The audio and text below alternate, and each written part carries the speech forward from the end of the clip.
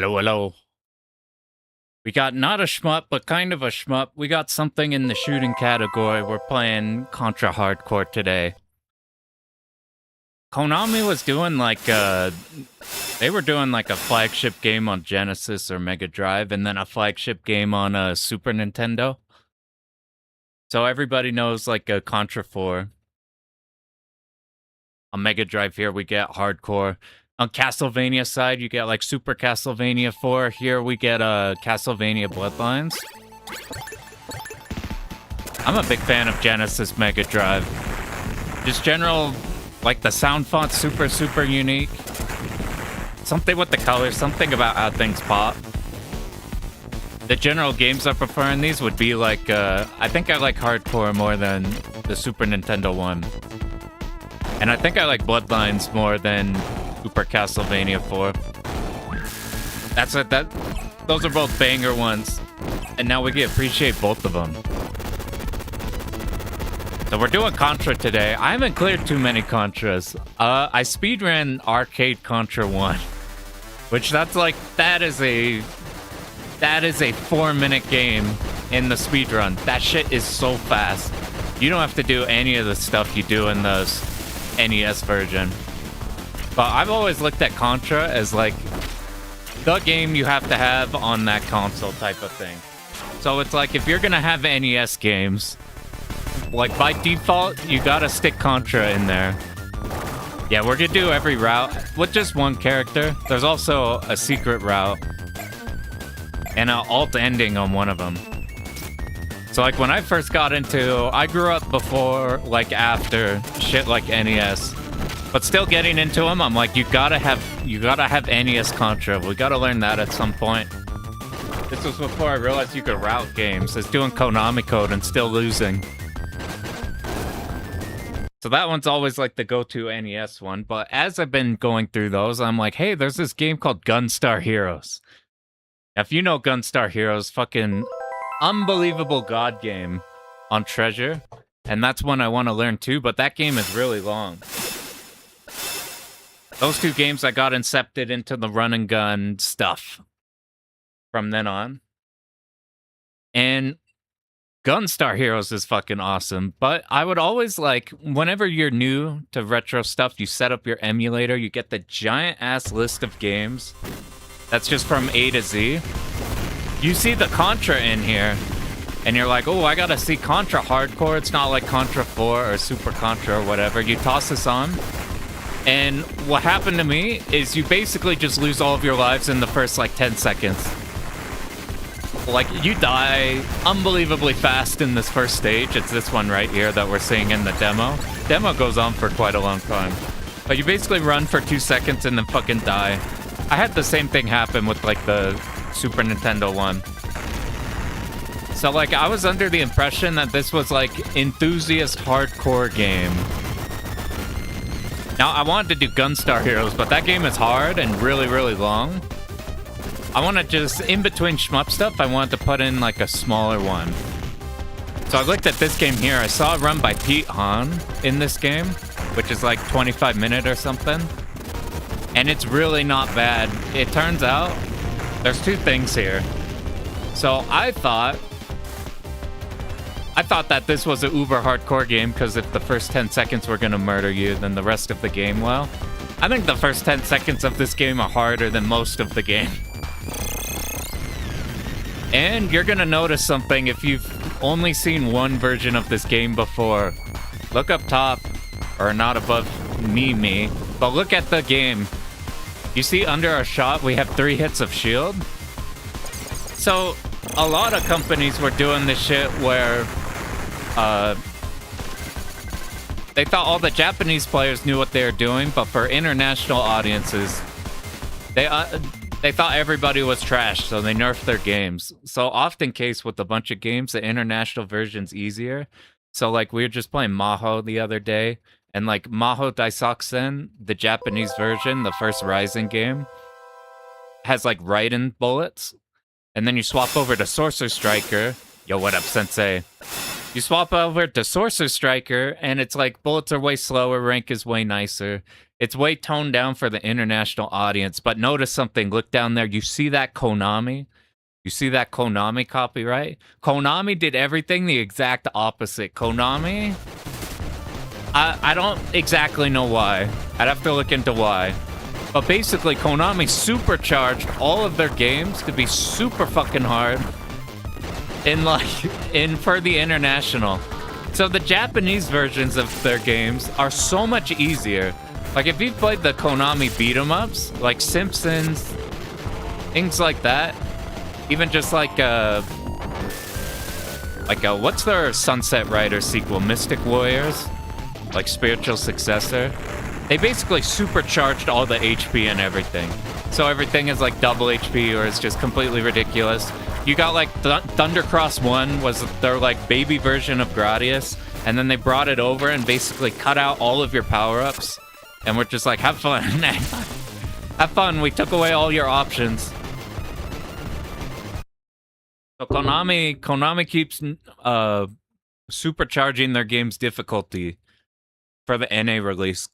Other closest thing to that is not due to the like main company's fault, but if you play a game ever by Working Designs, yo, what up, Fudio? Going good. We're in for a good one today. I thought it'd take a while to learn all these routes, but this shit ain't no. This game's actually not bad difficulty-wise at all. Like, if you touch a game by Working Designs, the publisher, who would take a bunch of Japanese-only games and convert them over. So, like, the obvious one I'm thinking right now is Alundra, which is like the PS1 Zelda clone bunch of puzzles.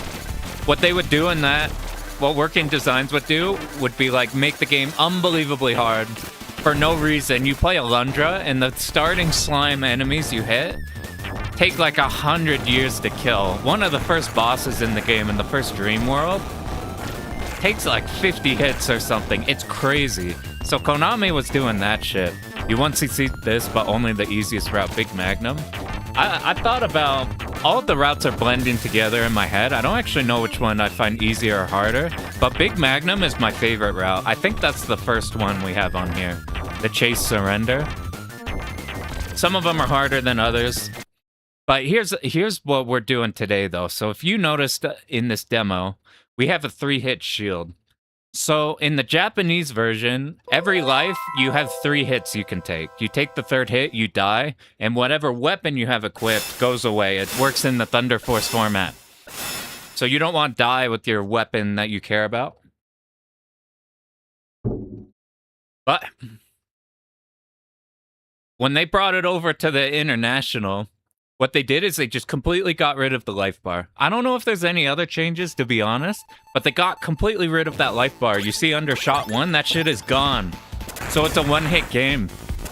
I initially was just learning the international version and just learning one of the routes.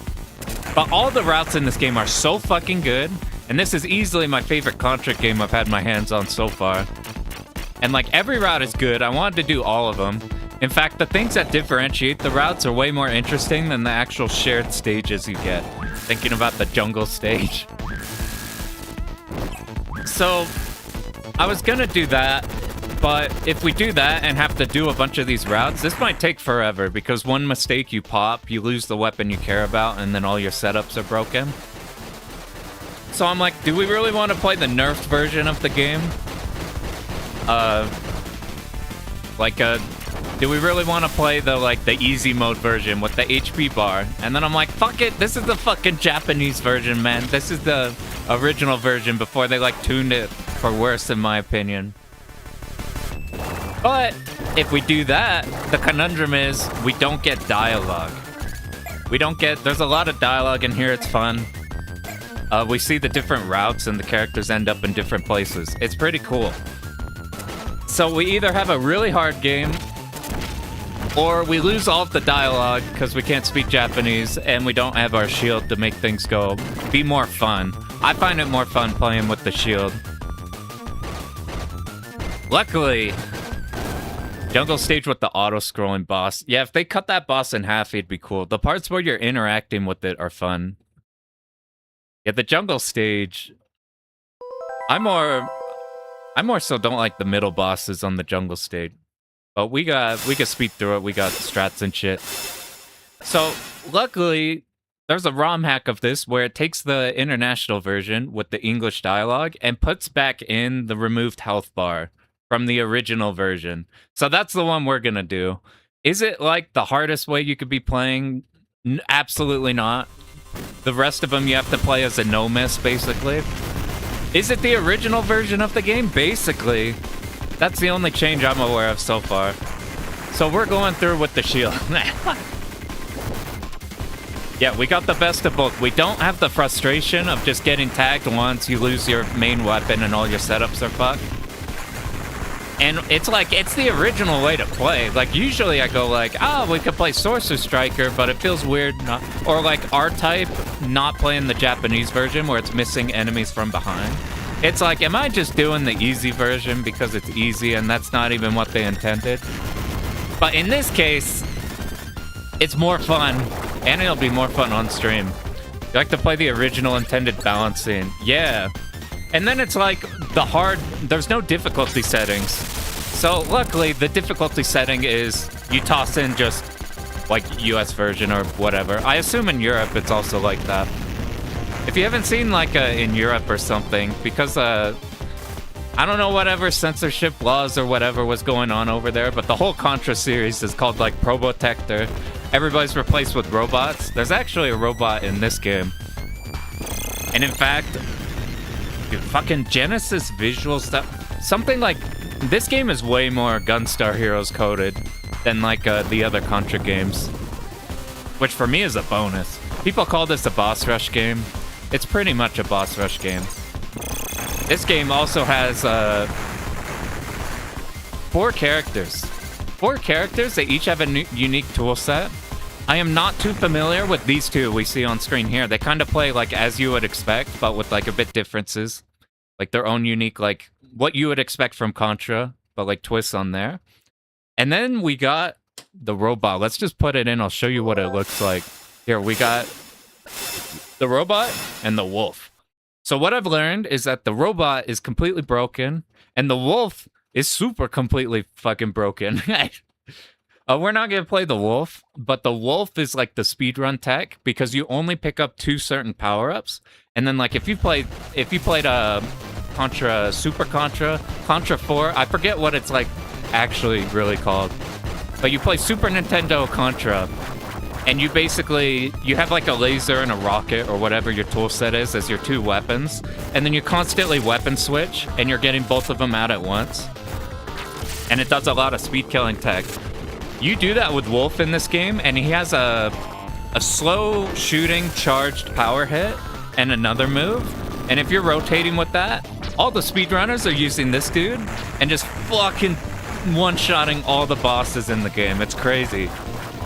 So I thought about doing that because I'm not above making the game not exist anymore. If you've seen some of our Toho runs, we've been trying to make that game not exist through resources or cheeky shit like that. But I do like this game a lot, so I actually want to play this game. So we're going to pick the broken character who also plays this game. You play Sheena because waifu. I think she's not bad too. I don't actually know how the first 2 characters are. What's cool too is like we can always go back to this one too and learn like different characters and see how they go. But right now we're playing Brownie. So Brownie has like an extremely rounded kit and one completely busted weapon that like breaks apart the whole game, but not enough to where I don't feel like I'm playing the game. Yeah, her homing spread is super cool. This game has routes. You look up there. There are a lot of routes, and they changed the end games a lot. The end games are the big difference there.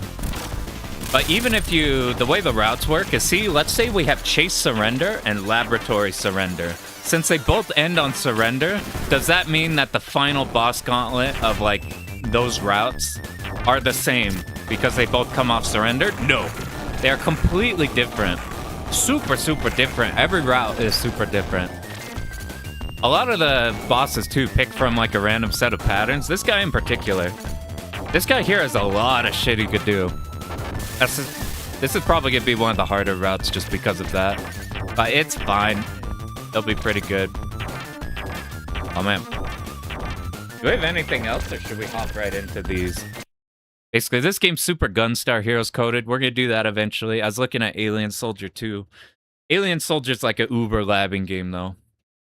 Fang's damage is incredible, but his weapons are weird and awkward to use.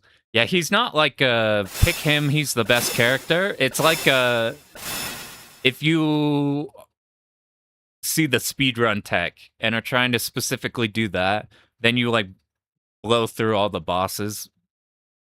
But Brownie is who we're gonna pick. Yeah, we can see here in this. You'll play Alien Soldier. It's super good.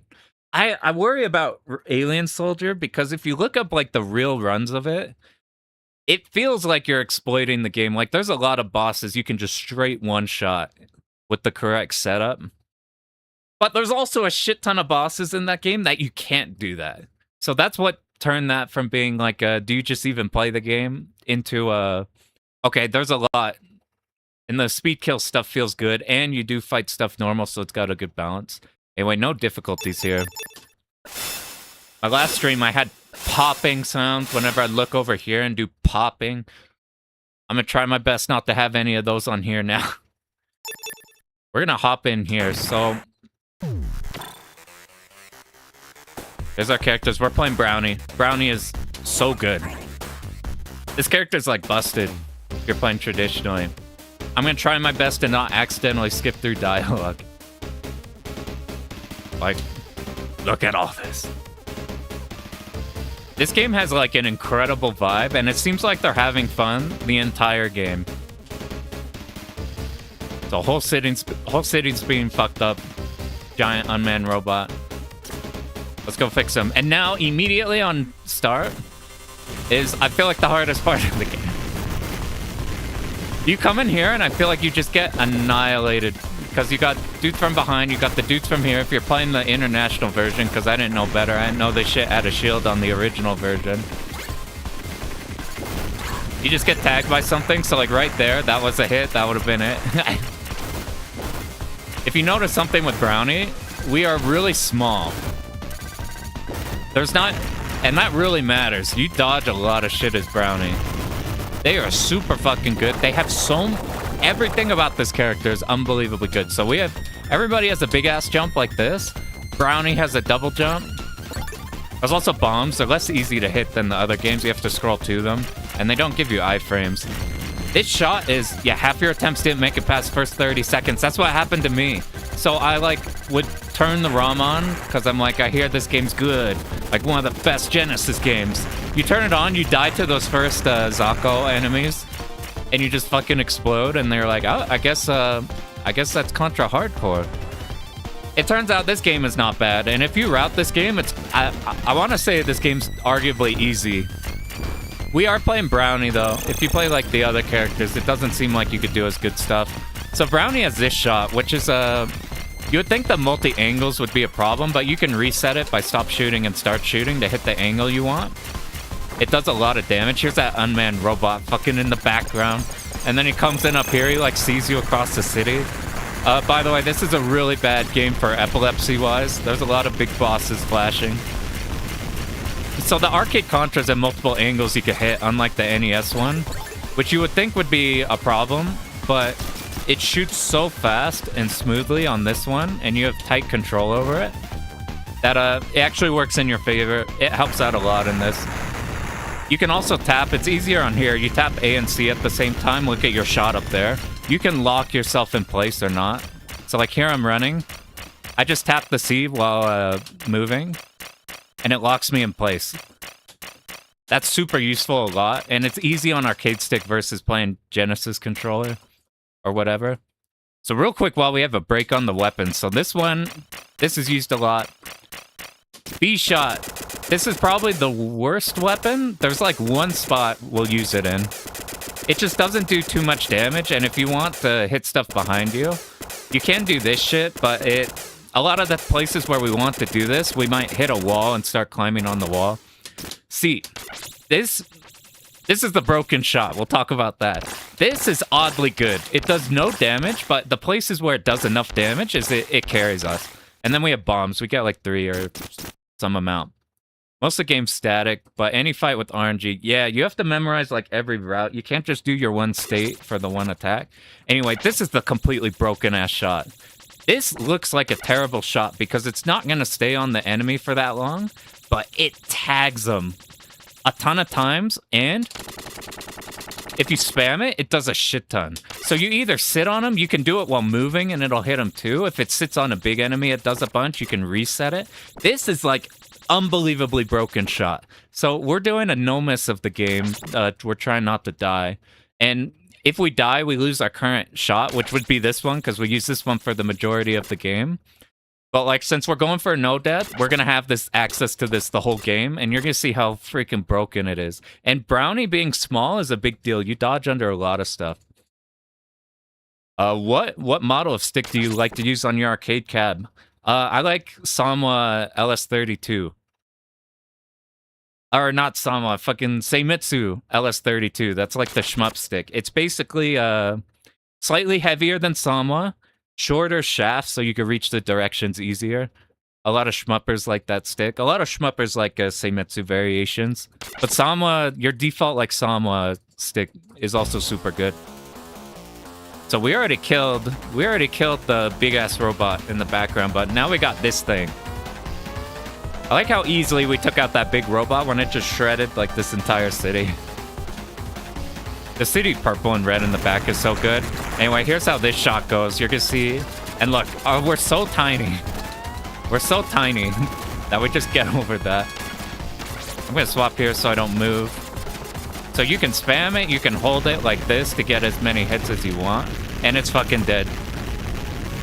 So you're gonna see a theme in all of our runs in that we just yo-yo everything to death. I don't know what you call it, a yo-yo, you call it a flail, you call it the bouncy ball. That shit is so up. We're gonna see all these dialogues again for the start since this is shared in all of them, but I'm gonna try to remember not to skip through the chat. So we gotta decide. Go after Deadeye or rescue the research? You guys give me one. What should we do? I put these in an order up there in the order of which I learned them, but it doesn't really matter which one we do.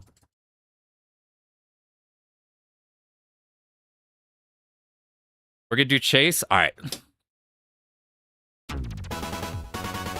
My personal favorite route is the chase into surrender. That's the first one I learned.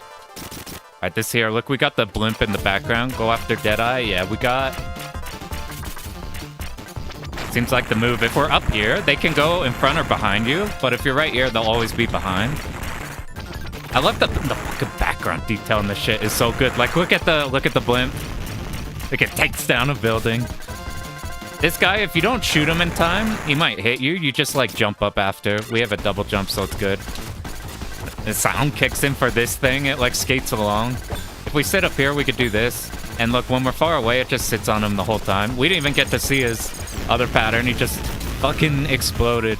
You recently ordered a 56. I've used a 56. That one, it's like this. It's heavier, shorter distance.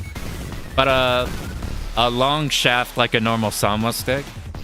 That one's also good. Look, we got the transforming chocobo bot. Alright, here's the setup here. This is a whole mid-boss, but if we sit here and just look the other way, behold, it dies.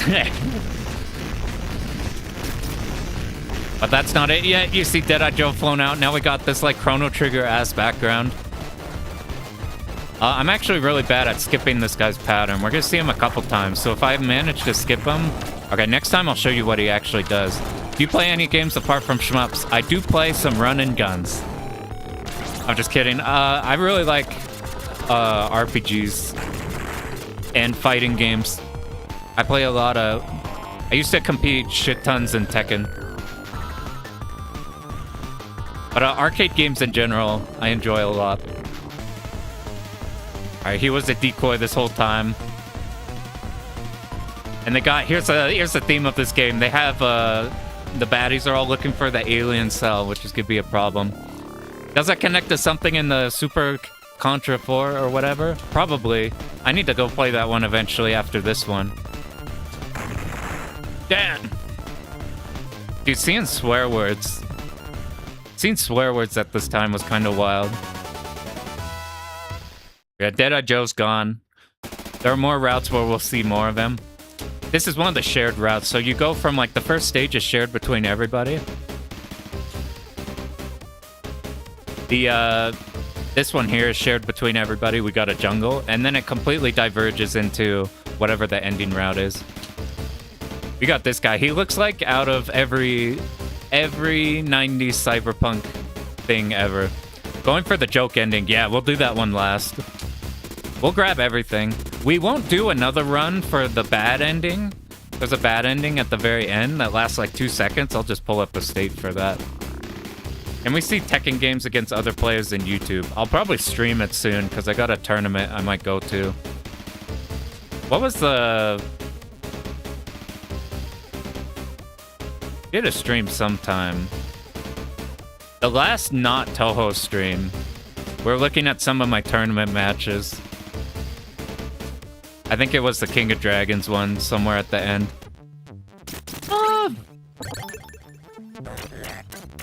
Look, what this game does is enemies don't just appear. They're always like something in the background is what's spawning them, and that adds so much. And the moving heat in the background's so good. This game's like palette in general is super, super good. So this shot type is so good on like these type of Zako, these type of small dudes. And look here, we're so big that we go under here. We don't even need to crouch like Metal Slug 1 when you're trying to get under the like stage 4 bunkers or whatever. But if you search like Pan Nina, you might find me fighting. Depending on how old it is, it's probably shit. I got the junk boss. You can see how this game is kind of a... I don't know the optimal to kill this, but we still kill it so fast. Look at how tiny we are. Usually you'd have to crouch down. You do have a... not a dodge roll, you have a slide. This is invuln, but you do go slow at the end. I don't think you could chain invuln to invuln perfectly. These we don't need to care about. We could just run by. We'll tag one of these. So you could climb on all the walls. And actually, if you go up here, there's a secret ending. There's like an arena here. We're going to do this one last. I always think it takes my health down because the health kind of like updates again. But no, we're just at 4. Our lives. That's a location of the secret ending. There's some spots where if you do that and try to move up, it'll kill you. I'll show you the main spot of that. But now I got this guy. This is a cool fight.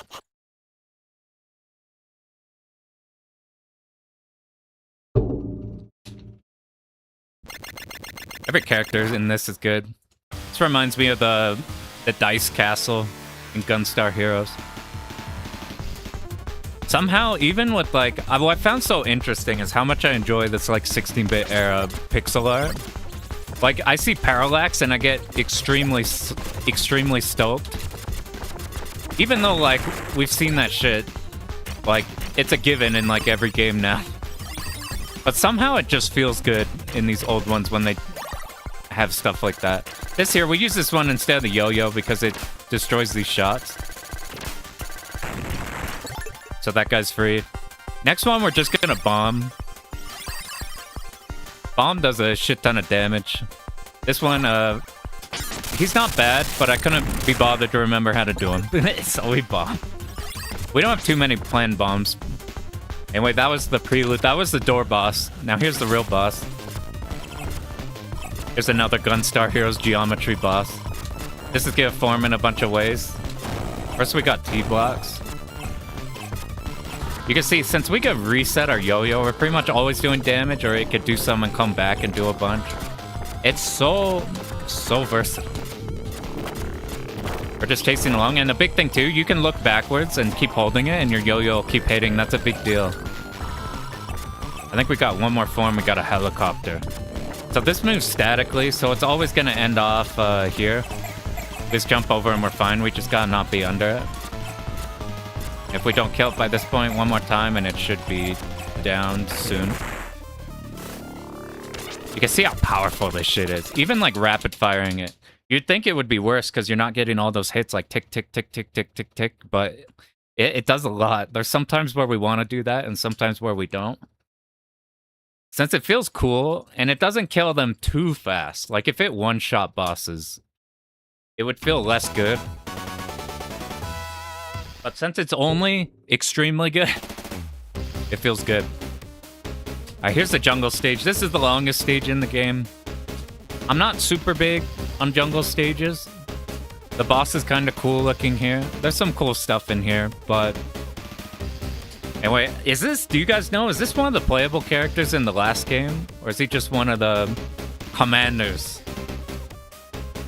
He's a pretty good villain in this game. He's gonna be our main guy we're worried about.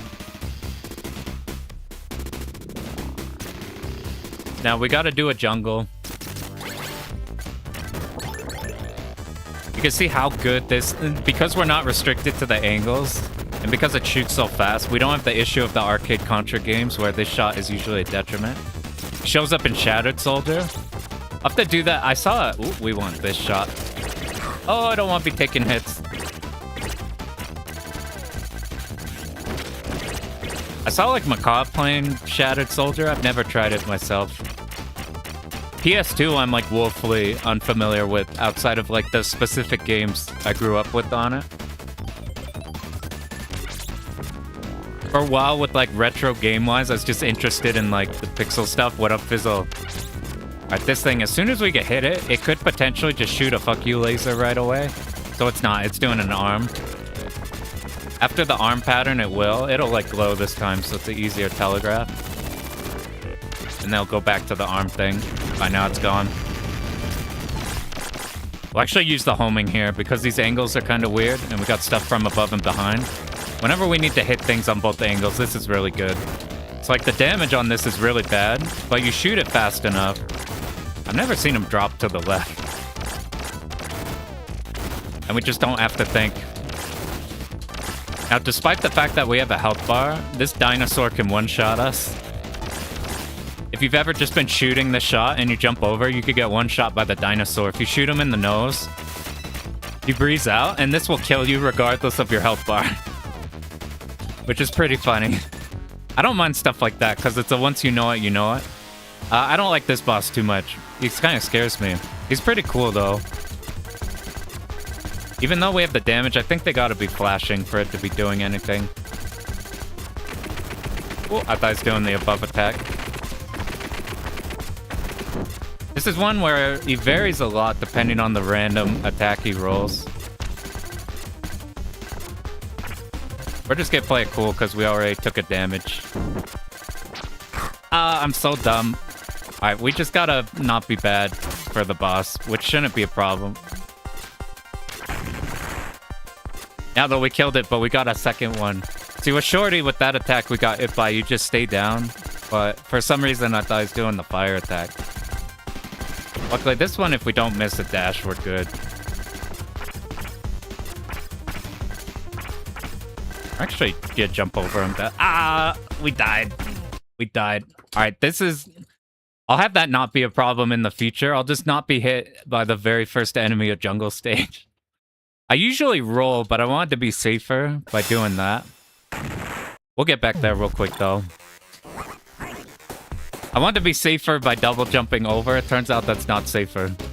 Alright, let's get back over there. Luckily, that doesn't take too long. We go through everything super fast.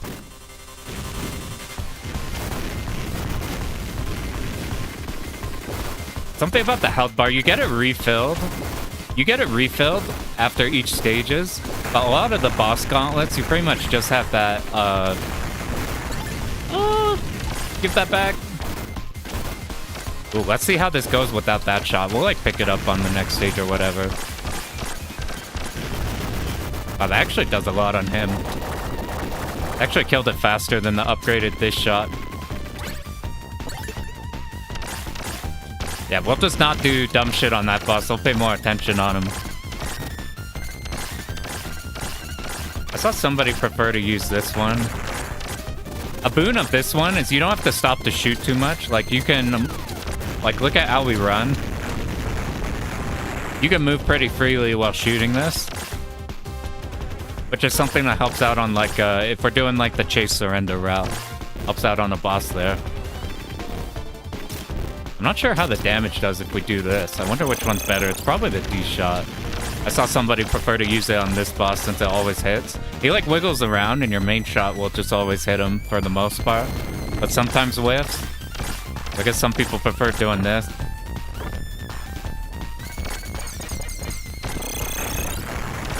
I'm excited to do some of these in between some of the shmups because we've done a lot of shmups. We've gotten in the 1cc mentality, but I've tried to clear very little of these type of arcade, these type of like console games. So like my only knowledge of these is from shit like you'd see like early YouTube retro YouTubers be like top 5 hardest games on Super Nintendo, fucking Hagane, Mega Man X. Oh shit, Mega Man X, that's gonna be crazy hard. And since I haven't played these, I still have a little bit in my head of these being like super hard games. And then I sat down with this one and like I learned one of the routes in like 2 hours. It's really fast if you want to learn, especially with like Brownie, who's busted. So I'm like, wait a minute, all these games are kind of open to us now. They're not like that psycho NES hard, like, that everybody's always talked about, like, oh, you could take years to master this game. It's like, no, this shit is easier than, by far, than a lot of the stuff we've been doing with shmups. So now all these are open now. I'm like, whoa, I haven't tried, like, Shinobi 3. I've, like, played the first 2 stages, and then, like, when you're new to emulation, we'll just do the route we're going on last time. When you just do emulation, you kind of just go through, like, Well, I bet this still does enough damage. When you do emulation, it's easy to, like, pick a game and play it for, like, 2 minutes, and then click on the next game and go, oh, cool, that's a game. I might play this sometime more. And then you move on to another game, and then you don't just commit to anything. Save state practice is a game changer. Yeah, if you're trying to do this with like I think International version 2 has like limited continues. Do you meditate or have another habit that helps you with crazy games? It's a combination of 2 things. One, it's learning how to have nerves and have them not affect you. So I've done a shit ton of fighting game tournaments, and I've learned that you don't lose nerves, but you learn to not do dumb shit because of nerves. Like, just do the same shit you normally do in your practice, and you can have nerves and be anxious, but just don't deviate because of your nerves, and that helps out a lot. The other thing is, if you lab out everything that could happen, like, if you just, like, let's say you start at this stage. If you start this stage and then you get through it once and then you're like, okay, that wasn't so bad, let's move on. And then you don't like ever mess with it again. In runs, you're gonna like either find inconsistencies in places or something like that. You wanna have a plan for everything. Like if you like with enough save state practice until you're like confident you can recreate stuff, then it's like you don't have anything to worry about. Because you know what could possibly go wrong. And hopefully you've accounted for it. And if you don't, you know how to fix it. You've always wanted to make a 2-player no depth of this game. That would be ultra fucking hard with the international one with no shield. People are too all in cave games without save state practice. I heard people would get together, buy like a PCB, and then just be grinding and like probably like note taking the fuck out of stuff. Do a lot of dumb shit when you're nervous. Yeah, the thing is, so I learned from fighting games, it's like if you're playing a casual before your tournament bracket and you're just doing stuff that you know works, then that's cool. And then you get in your tournament bracket and you're like, wait, I can't do what I normally do. I have to play better than what I normally do. And you end up doing things that you haven't practiced or things that like you like are not a part of your game plan. And that's where everything falls apart. You got to be consistent. You just gotta do the things that work. If you can disassociate, you're either a player who works better with the motion, who either gets amped up and you like execute better. Like you get more clutch in that. Or you're a player, I'm a kind of player where the less I'm attached to how I'm doing, the better I do. So if I go full robot, I play better. If you're in a losing position and you already have nothing to lose, it's easier to win. So like When I play against like a better player, for example, in a game, I don't go like, oh fuck man, he's so much better, I'm gonna lose, I gotta do something crazy. No, you just like, okay, you're probably gonna lose, just do the shit that works and you'll be surprised. You'll be super surprised at how well you could do. I've won against players way above my caliber, or done stuff way above my caliber, by just like not being scared of losing, because like losing is the assumption. In like those situations, you're like, the most likely outcome is I lose. So we're already starting from a losing position. We might as well just try for the things that work. And you'd be shocked. You'd be shocked. Sometimes you blink and then you've won. But the big thing is, if you get less nervous, the more you've figured out what could possibly happen. So that's your safe state practice. So like there, most of the time there, we're gonna kill it before he does his tail attack. But I learned his tail attack just in case, so I don't always get to this point and then worry about that boss going like, what if I don't kill him in time and he actually does that attack? Then it's like, it's not like, oh fuck, I didn't kill it fast enough. What's gonna happen now? I'm gonna take a hit. It's just like, you're like, oh, I didn't do enough damage. I'll just jump over that one. Like, if you look at the runs where we're unprepared, like, if you look at our Toho 11 runs, where I basically took a day and then immediately went into, like, a route that could not fuck up, you could see how much more stressed I am in that type of a route versus, like, I guess, let's say, like, Toho 12 that we did a few days ago or something, where it's, like, enormously harder, but, like, I've lapped it so much that, like, I guess that's a bad example because that game was super hard. Like a Sorcerer Striker when we're doing the Maho version. Even though there's some fucky things in there. Like, I didn't feel too stressed out with trying to snipe the clear in that one. I feel like, on a tangent, you know how you could lock your movement? I was talking about the shot here like that. This is probably something way better on arcade sticks since you have access to all your buttons at once. And there's... I have Sama buttons in here, so they're just... you like snap to it on a fly.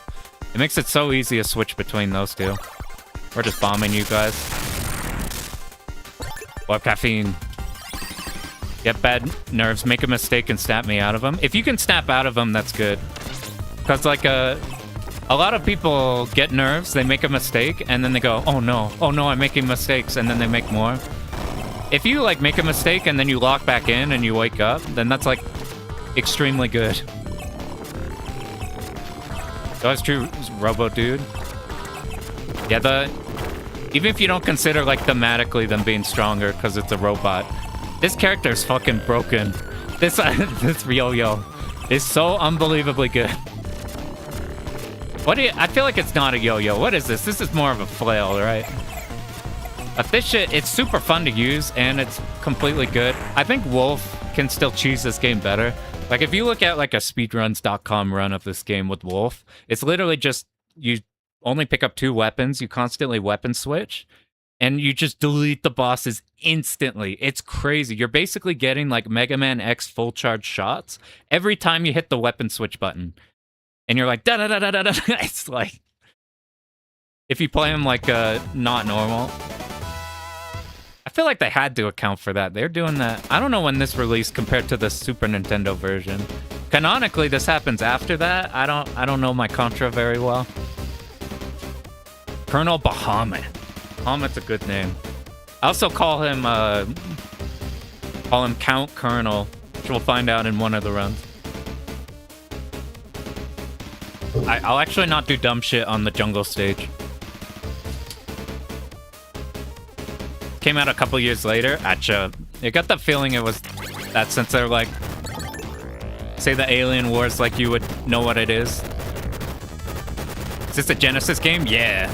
Konami was doing like, I find their Genesis Mega Drive games more interesting than the Super Nintendo ones, to be honest. Like, I like Bloodlines more than 4, Castlevania-wise. Rondo of Blood is one I don't know anything about, really. That would be a really good one to try. Game's, like, aesthetically really good.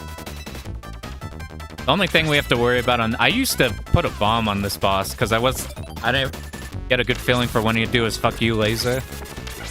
But basically, as soon as we can touch him, we just dip out, and if he does a claw, then we're good. Then he'll always rotate here and do this attack next. Guess this graphics and music have their charm. It's something like different. Like if you look at like arcade games on Super Nintendo versus arcade games, like it feels like the Super Nintendo's like nerfed version. Super Nintendo has its own sound font that like makes me happy and like graphical style, but mostly on the like JRPG side of things. On the action game side, there's something about these games, like the Genesis sound font is so different from everything. And the palette and the general like design of these games. Like even different companies, like this game is Super Gunstar Heroes coded. I don't know if, what year was that? I couldn't find the year just looking at it. Alright, let's not die to the... When I see this boss, I always think of maybe it's just because jungle. Alright, which one are you doing? I always think of the Invincibles. Like the ball that's chasing them through that. Alright, you could do... Sometimes you get like easy shit on the boss. Oh, that could have landed on us. You won't have the dinosaur from a waterfall as a pet? That's a dangerous ass pet. He does all of your health if you shoot him in the nose. Contra more memorization. I do like me memo. I like this game because it's a routing game. This is what we do. When he lifts one leg so he's not moving, we do that. Wow, we canceled him fast. He's into this stage. So we're pretty much gonna kill him. So we went from last run of getting killed on him. Single antenna helmet look, like this guy. Got a bit of the alien look with them too, with that. We won't use this shot here. It kills him better. We don't need to pick these up. I think there's score when you beat the game or something, or when you game over. We can't see it on here. This boss is weird. He's like really cool, but he goes on for literally twice as long as he should. Maybe it's because we're gonna do stuff that make him brain dead, but like for example, he can't actually hit you here. What's this sound effect you hear in a lot of games? Hey, wait. We can't be hit by him there. When he's like this on the ground, though, we can't. If you see here, we get the hit sound effect, but we're not doing any damage to him. I think this stage would feel a lot better if, it takes a while to crawl to the next section while you're not like, he's not really doing anything to you. So we killed Deadeye Joe in this run, but if we don't kill Deadeye Joe, he does shoot rockets at one point, but that's about it. Fang and Brownie, incarnation of cheese, yeah. The existence of this flail makes this character, and the smaller size, makes this character so fucking strong in this game. At some point, we might play Sheena, or the main dude, eventually. But for right now, I'm a tier whore, so I like playing the busted ass shit. And this is a busted ass character. Even if it's to the detriment of the game design, to be honest. I will use auto-fire on games where auto-fire breaks them. Console bosses often bullet sponges. That's something I like in this, where I can detonate them. Speed kill him with these. So if we stay here, the screen points us. He's gonna do this whole like reflecting attack and be bouncing around and be rolling. But look what happens if we just do this setup. So he's gonna be vulnerable now. Once he bounces, we bounce down. And he's dead. None of our other shot types can do nearly as much devastation as that. It's fucking crazy strong shot. We're even gonna be put here. Here's where like he'll shoot missiles here if Deadeye Joe's still alive. I think that's the rule. But otherwise here we just wait for him to crawl. That said, he is cool, and like this game has a shit ton of heart to it.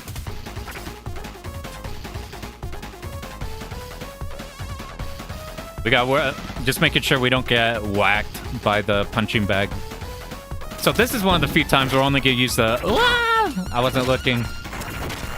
I forgot about you guys. This is why we're playing the shield version, so we don't have to reset again. But this is one of the only times we use the B shot. Reason being is he's now gonna ragdoll based off how hard of a hit we did on him. So like, look at this. It pushes him a lot, and we can't do that much. But if we shoot the shitty shot that does no damage, yeah, we're talking about Fang just like detonating everything in the game by doing the charge shots just looped over and over and over and over. There is a lot of Geiger in this game. What do you do now that we okay, we still kill you. So the shitty shot means we're always hitting him. That's one of the few times we use this. That might be the only time. The only other time I thought about using this shot was I found the homing D shot to be better. Presentation in this game looks great. It's so good. Yeah, your eyes. This is a super flashy game in terms of epilepsy. Is Bill Reiser the first character? Now it's an ambush. We haven't seen the scientist yet, but he's different in each route. All the routes have like different like ways all the characters end up. It's pretty cool. He has been assisting us. Gotcha, he's the main one. Uh-oh. He wasn't a Dr. Light, he was a Dr. Wily.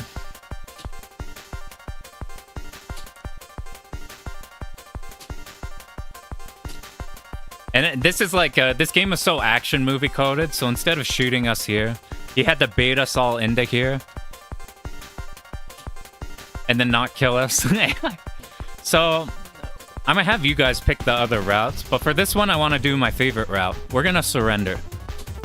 Dr. Wily in disguise. Speaking of Dr. Wily, there's like a Wily machine later on. We're gonna fight on the next one. To me, this is my favorite route. This is the most pleasing one. Like, if you do just one route, I think Chase Surrender is really good. Some of the laboratory ones are good too. I think Chase Fight might be my least favorite. It's got cool mid-boss though. Look, we got the handcuffs around our little jetpack. Yeah, he just walked off. He's full cartoon villain. It's pretty good. Cool sprite in the game. Yeah, big ass sprites. I have such a great appreciation for like this kind of shit in these games over time. When I was a kid, you'd think as a kid that you would appreciate flashy visuals, and then when you're an adult, you're like desensitized to that. I'm the other way around. I have such a great appreciation for like big ass sprites or just like design in general. When before I'm like, it's just a face on a screen, whatever, who cares? I've seen that before. And now I'm like, fucking look at him. Look at his big ass face, and they animated him talking. And yeah, he doesn't give a shit about anybody, just annihilates everything. I don't know his plan, because he's in a space elevator right now. It seems like by pissing off everybody on the ground, we would just chop off the tree. But this is cool. He's capturing you to get you into the base, yeah. To their demise, because they escape easily. Turn them all into Geiger monsters. My dumbass sometimes gets hit on the spot. This section's really easy. But sometimes I don't pay attention. The boss and mid-boss, you have to learn a bit. They're not like super hard. The mid-boss has one particularly hard bit. But this is the finale section for this route specifically. It's very, very different, depending on which starting choice you did and which ending choice you did. Completely different stages, environment, and everything, which is why I ended up deciding to do all of them. I thought it would just change like a boss or something, but no. Completely different stuff. Pixel Remaster sprites feel so small. They also changed them a little bit. When I did the Pixel Remasters, I had to make the font size fatter again. I didn't like the narrow. The double jump on Brownie makes this a bit easier, so like a jump like this we could do safer. I find when I try to shoot diagonally, sometimes I'll do dumb shit with the jump. Specifically this one. Like, you don't have to worry about switching angles because it takes time to like hit back. You don't just instantly go here unless you full reset. On Cowards to Those Who Want to Live, it's the classic. This boss, he's got a bunch of variations depending on which side of the wall he ends up on. I just get bomb him because I want to do damage. I think it does more than just the yo-yo. But this is cool. We're going up the space elevator. I'm not a big fan of space, but I'm a big fan of space elevators and space, like, colonies. Like your Gundam-ass colonies or whatever. Okay, he picked us the hardest one right away. So we have to bait these and they're aimed. The problem is the actual hitbox themselves that they're going around is an issue. Like right there, I took a hit. Now we should be fine though. I don't actually need any help on the last boss. So this thing gets bigger legs. It's the Pinocchio of damage. I don't know if it's time-based or damage-based, but he gets bigger legs, so we gotta more aggressively move. This shot, since we can always just be shooting him at all times, I think this is the best consistent damage on him. Yeah, he's got his own Wily bot thing. That the background fades in, we're making it into space. This shit is my favorite. It's so weird. I don't care about space until you add like a space structure in there. And then it's so goddamn cool. This is like the coolest fun ending boss of this whole game. There's a lot of good ones, but like this shit is so good. Like, oh my god, what have they done to the alien? And then you see the giant cannon fade in, and the music coming in, he fucking pops out of it. Oh my god. Right, the big magnum. Look at that fucking music, dude. And then he gets a shot off here. Look at this shit. Woo! They like glow on it. Then you see. Oh, some country got fucked. And like we're the last line. It's so good. And then the boss is cool. Unfortunately for the boss, we're playing Brownie. I might call him Shorty, mixing up the Bat Rider player thing. But yeah, we get killed these before, and then this one we go straight. This one we go straight. We'll dodge you. I'm gonna bomb you because you're one we can't insta-kill. You just need one tap on him after. It gives you power-ups in case you get hit. Now phase 2. He's got like whatever the fuck this head thing is. I don't know why it was necessary to build the head here, but it's fucking awesome that he did. Now final phase. And the end boss music's so good. We're gonna roll if this shoots like directly at us like that.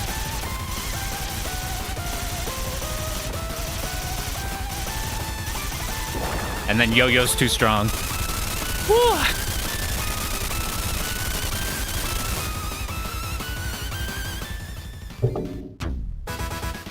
So JP version, that's a no miss. We would have died once somewhere if that was the international version, since we didn't have the 3-hit shield. Yeah, like he blew up his headquarters below. Wouldn't that have like also taken out the bottom of here? You would have gotten a few shots off and everybody'd be pissed trying to chop down the building. Yeah, allow the villain to shoot his ult before starting the battle. I think it's Big Magnum. It does sound like a big a fucking McDonald's meal. We get different endings. Some of them are like this one, they spent the budget on this ending doing the explosion, so we don't get to see what happened to us. They hyped him to be up super hard, but learn the fight in like 5 minutes of safe state practice. So I suspect that like when you're as a kid and you don't know anything about how to learn or practice games and not having save states available, like you probably like takes you fucking all summer or like a month or something, and then you get to the final boss and you get your ass beat by him, and now you gotta learn you gotta get another run through the whole rest of the game to see things. Save state practice. I love save state practice because it means that we can actually don't have to spend like a month learning this. We could spend like 2 hours and you can get that route. Like this one route here took me like 2 hours to learn the initial one. I learned from fuck, I can never remember people's names when I'm trying to remember them. Pete Hahn has a run with this one. And then I'm like, you know what? I'm going to learn the rest of the routes because the other routes are completely different. Completely different. And they're all really good. There's not like a shit route. Like all of them have like something in them that's awesome.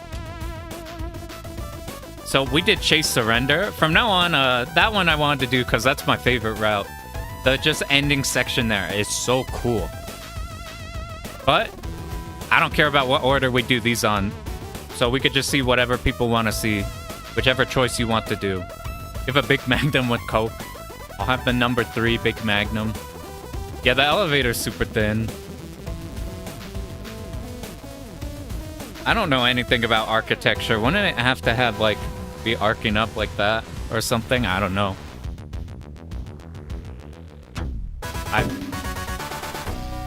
Yeah. Try other characters. So I've routed everything with Brownie, and then maybe like another. Hey, there's our final score. Maybe another time we might like come back and then like try Ashina or the other main guy or whatever. But for the purpose of getting through all the routes, we're gonna be going through. We have all of our setups are based off Brownie. I keep wanting to say Shorty. That's the Batrider character with the missiles. We go in once more. Let's see if we could get all these in a row. So first stages could be similar. I'm still gonna try not to skip these as fast as you can. You hold it down, it goes faster. Oh yeah, I guess that was their Star Wars moment, right? They're like, Brownie was dead, so that's like in spirit. You saved us. There's no way you're surviving that fall. Anyway, back to the hardest part of the game. The first 10 seconds of the first stage. It's the same thing with Contra 4. Like, just blast of enemies from everywhere, like, that go super fucking fast. That's what scared me off trying these games for the longest time, was literally just, like, the opening few seconds. I was like, there's no way I could do these games. If this is, like, the first second of the game, the whole rest of this game's gonna be impossible. But no, the rest of the game's easier than the first 10 seconds. Bomba. Robaka transfers memory back to Earth. I guess he has that advantage. Sheena, other guy, shit out of luck. You know, they built that huge-ass platform. You would have thought that, whatever our Contra core is might have just looked up and been like, what the hell is that thing? That can't be good. That can't be up to code. Maybe we should go look at this giant-ass tower to space. Dude, this is so good. The way they do backgrounds in this. I was tempted to play this with CRT shader, but it's so hard to... It doesn't work as good for everybody's devices or whatever on here. You have to have it, like, very precise. But, like, playing this shit on CRT, or, like, even just with a good filter, stuff like the background shit looks so cool. Or just glowing shit in general. Every character's good regardless of broken stuff. Yeah, there's not, like, a shit character is the impression I got. Like, the worst case scenarios, you fight some of the bosses for longer than you would, like, Fang. Oh, platforming would be bigger here. Ray is actually the worst. I get kind of... The Ray ones I looked at, it seems like he fights everything, honestly. Like, there's no busted shit like the flail. With the Mega Man zoom up. I'm excited to be trying these games along with the shmup stuff, because, like, this is, like, unexplored shit to me. And, like, learning these that, like, I've known about being, like, God games for the longest time, but just been too scared to try them because they seem so hard. And then I'm like, wait a minute, we play shmups now. I have to, like, remember that we have experience on how to learn hard things, and it turns out, whoa, we killed it before there. Like, it's so funny that, like, I don't know. I think it's like if you're scared of something as a kid, and then, all right, you guys pick something. Yeah, not bad, just not, like, broken. All right, so we could either see the new second stage, or we could check out the last route. What do you guys want to do? We'll do lab. Lab was the first one. We'll do the research center. So now, Deadeye's chasing us off like, and then he looks behind and sees us not chasing him. Gets super sad. I really like this stage too. Hey, bro. You know what's weird? I really don't like American 90s aesthetic that much. But, like, the Japanese 90s pixel art era shit of, like, aesthetic is fucking awesome to me. It's so weird. Like, so I was born 96, so I wasn't like conscious enough during the 90s. So it's effectively like the 90s are the same thing as the 80s to somebody my age. I was a 2000s person. So like to me, I didn't exist in 90s basically. So that stuff's like foreign to me. But like all of the late 80s, 90s like pixel art era or like even just like hand-drawn anime era type of shit is like my favorite thing. And it's so weird when it's juxtaposed. I've never said that word before. Look at this guy, the background moves. We got they have like the angling on your ship as it rotates. This guy's, I didn't hit very fast as he came in. That tiny robot, he dies pretty fast with the flail because he's horizontal. Almost got hit there. This thing dies because it goes horizontal like this. Your flail hits it like the whole way in and out. Poor Deadeye Joe, we ignored him. Don't worry, we'll be seeing more of him. We'll do the opposite route. That'll be a good way to do it. Scared of the Mario 2 masks in 3 because they chase you. Now it's like you can still, even if you're not scared of them anymore, you still remember being scared of them. I remember being scared of pre-rendered CG game over screens. Thinking like Donkey Kong Country, where it's like all black screen game over and you got like hideous pre-rendered Donkey Kong making terrified faces at you. Or I remember when I was like 4 or 5 and the Strider like and the boss like going up on the screen when you first boot the game or whatever. This shit's so good. Yeah, they both have their own charm and they're completely fucking different. So the doctor here, he seems cool at first. I think he's evil all the time. I don't think there's like a route where he's not. Anyway, we don't have to worry as much in the first stage of these guys because they run behind us and then they stop to shoot. So it's like we could just outpace them. We have double jump, we get here so fast. We gotta watch out for a bullet. I've been hit by that before. We're full up on power and we're planning on a no death for all of these. So picking up power-ups doesn't really matter, but I always forget which one drops the bombs. Alright, we're gonna cheese this one, unfortunately. This guy's cool, though. So we lock our shots, so we're stuck here. And I like, this isn't even like a part of the alien. Like, whoever was researching the shit made like this motherfucker. And he's got personality, too. This is like a Gunstar Heroes boss. Like, look, he builds this little, like... He builds this box thing and then he gets pissed when you break it. It's so good. But if we're right here, we can't be hit by the hands and he won't ever he can stack them on us. This is why you gotta be ready for the different RNG. I wasn't ready for that one. What up, Supers? If you kill him with flail, he dies by like first phase or whatever, but we're cool just sitting there.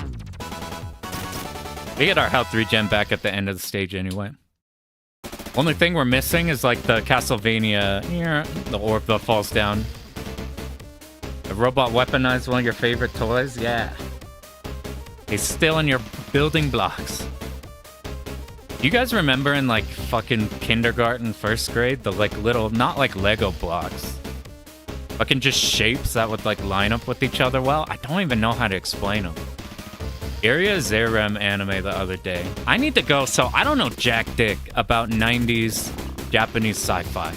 All I know is that that's the exact aesthetic I love. Hand-drawn, grungy, cyberpunk shit from 90s become like my favorite like aesthetic. It's to the point where it ruins modern mechas for me. Because they're too, like, modern mechas are too humanoid, too superhuman, too neon, too hyper fantasy, ultra anime. And like 90s shit was just super, super grungy in the best possible way. Like think like Irem art, but as like a anime style. Anyway, we got the bikers again. We will see the new shit soon enough. We saw that new stage there for going on the lab route. Good jump. None of these ever hit to the right side. There's a lot of spots like this you learn, and otherwise spooky sections you go by and they're fine. Like something like Bubblegum Crisis. I don't even know if that's any good. I want to check out like stuff like that. Yeah, I think like the aesthetic I think I like is what? Yeah, not Lincoln Logs, but that's in the same category that I remember.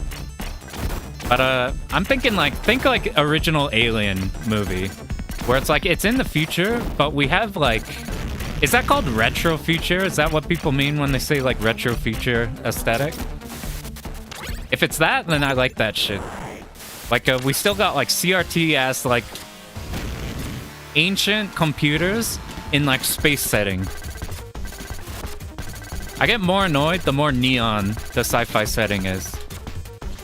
So like a setting like this is a perfect example of like something I like. It's yo-yoing time. The yo-yo's so good. Yo-yo's crazy strong. What I like about this character though is every weapon we use at some point. There's no weapon we don't use. And all of them are useful. The B one is the least used. There's a secret up here. We'll do that at the end. You go up here and you get a secret ending. This could be the last thing. Let me not accidentally do it. Forget about it. Well, I thought this game was gonna be like a super hard one, but it turns out this is a really routing heavy game. And routing's my specialty. Not specialty, but I prefer routing games. Maybe I'm a super risk-adverse person. So games where I can feel omega confident in the route are games I enjoy. Even if that's to a hindrance maybe to the game itself. So like for example, this boss, I'm not gonna be hit by anything in this boss. So maybe if you're like play these for the challenge, you might not enjoy these types of strategies because you kind of just mess it up. Yeah, bro. But like I get satisfaction in taking a game which is otherwise hard and like deconstructing it or something. That's what I enjoy with like the routing type shit. So like this game, if you just play it, it's mad hard, and then you learn a route, and then I can be yapping this whole time while doing boss speed kills. So like even though like, I don't know, it's interesting. I've talked to players who like, for example, like some 2-all players who specifically will like do a 2-all. Specifically because of the challenge. And it's made me look at why I do hard games. And I can't like articulate why. Like I didn't start doing the DDP 2-alls for like the challenge. Or to like have a run I could brag about or anything. I can't like articulate it. I think it's just like if I think it's possible and I think it's cool. Like some games I don't think of as being possible for me. I can't see myself doing them. The moment I can see myself doing them, like there's a route where it's like, oh, this is actually doable. It's not like impossible like you think it is. Then I'm interested in it. And then aside from that, it's like the more creative the route. So I really enjoy low rank strategies where you like you don't do arcade shit. Like you're intentionally like playing around the game, making the game, preventing the game from making it harder by doing things that like a Garaga game, like suiciding at certain parts to keep the difficulty down. That shit I find more interesting than like say a no miss. Just because routing around destroying a game and like taking this puzzle piece they've given us and like unraveling it and creating like a consistent thing that can mess it up is more interesting to me than like accomplishing a really hard challenge. I don't know if that makes sense. You play a routing game, you have fun, but get sick and play a dodging game. Get sick of dodging, play a routing game. Now we got the circle of life. That's why we've been doing Toho combined with not Toho. Or I guess we've been just doing Toho recently, but you fit in both.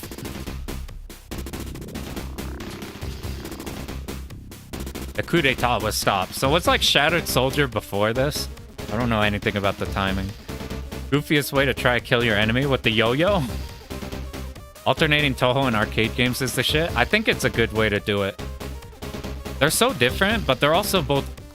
Like, I'm at a point where the Toho games are kind of like comfort food for me right now. They throw axes. I didn't even know. Oh, God, I wasn't paying attention. Okay, we're safe. They fucking throw axes. I didn't know that. I wasn't even looking at the screen, and suddenly we're getting bum rushed. You prefer seeing your strategies and memo executed perfectly. That's a good... I think, yeah, I like that feeling. I like that feeling more than, say, like, the dodging feeling. Like, to me, so, like, some players might like dodging because, you're creating, like, crazy moments.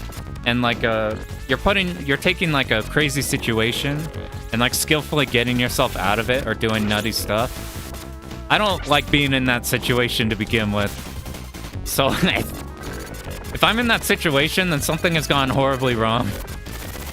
And since I'm a risk-averse person, if I'm forced to dodge, I get scared.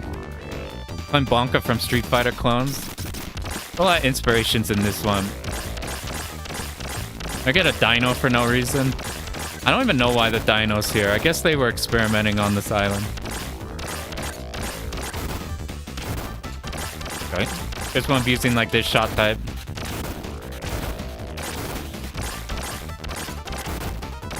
But all of these games, I used to, before I knew how to 1cc games, or just learn games in general, you just boot up a game, credit feed through, and then whatever, and then not think about it again, and then you're like, do I actually like arcade games? Like, you kind of just play them and then whatever. Learning to route, learning to watch replays.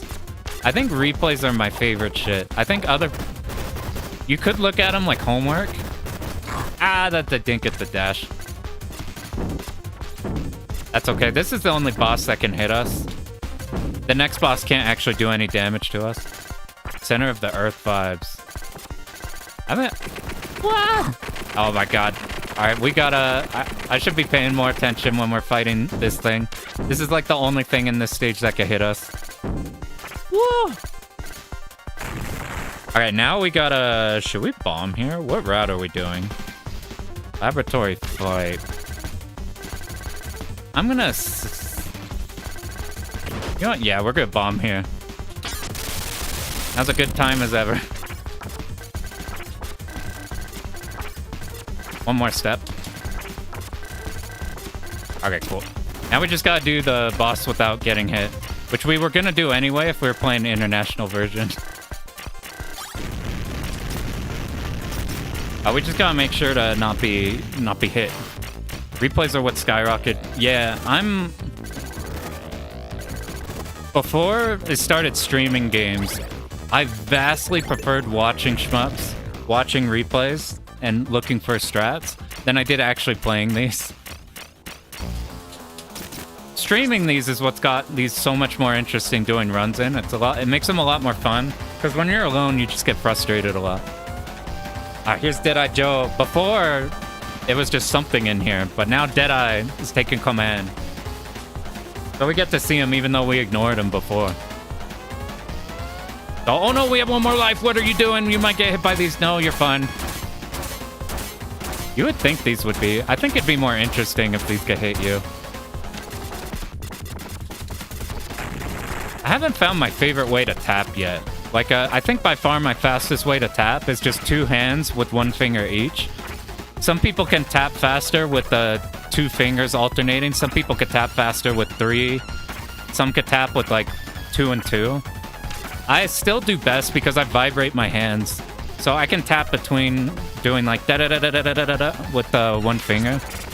With thumb, I got no fucking clue how people learn how to mash. If you've seen Contra speedruns, where people get out like 13 spread shots a second at certain rhythms, fucking crazy.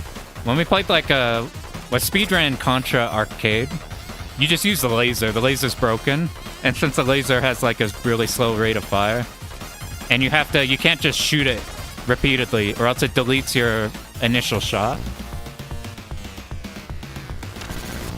Alright, let me make sure not to get hit. To stream runs of arcade games, you should.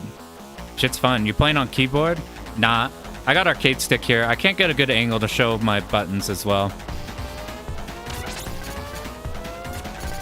Like routing on your own, then start looking at replays.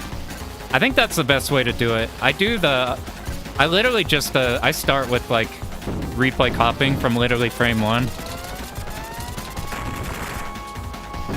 Like if you saw our stream of a Viper Phase 1, that's all I did. Okay, now that Deadeye's in here, we gotta actually shoot it, because it might shoot rockets here. This is its only contribution. Hold your hands where you could jiggle your wrists. I think I know what you're talking about. And alternate both thumbs. I haven't tried it with 2 hands, though. Please, rocket, don't hit us. That would be sad. We don't want to be too far ahead or we get hit. Let's just make sure we're... I don't want to reset because of being hit by the easiest boss in the game. Let's make sure we're hitting the rockets.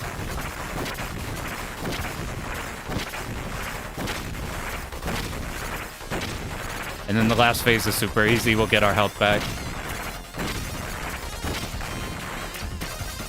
Okay, cool. Now it should be good. Yeah, if you want to use an arcade stick, I think there's no reason to, gameplay-wise, other than it feeling cool. That's the only reason I feel like. Comfort or feeling cool. I guess the benefit of versus pad would be you get some with buttons. But like, people used to be like, you play a fighting game, a shmup or whatever, you gotta play on arcade stick. That's what everybody uses. When it's like keyboard is like, keyboard and hitbox or mixbox or whatever variation is like 100 times more optimal. Super, super way more optimal. Apologize to Deadeye Joe. Don't worry, we'll have multiple opportunities to apologize to him. You have chronic RSI. So if it breaks from autofire, you just change it. That's a good way to do it. Like, say you play Vamana. So Vamana's a game, the Toa Plan one that, like, nobody's ever done. Because it's easier and, like, not as notable as, like, a Totsujin. You can't hear any of the god music if you use 30 Hz autofire. And the game just explodes if you use 30 Hz. So I've seen people use, like, 10 or 15 on it. So they can actually hear the music and it be more interesting. That's definitely a thing you could do. I think if the stick is on the other side, so you can learn around that. So I practice all my Toho games on keyboard just because I'm at my computer. And it's just easy to pull up Toho on there and just fuck around for a bit. So like literally Toho 12, outside of when we streamed, I didn't practice any on stick. So like you can get comfy with both. You can also play the hitbox style on keyboard if you do ASD spacebar, if you really want to get in hitbox mode, but that's like a... On like RSI. Are you a rhythm game player by chance? Every Osu player I know has super RSI.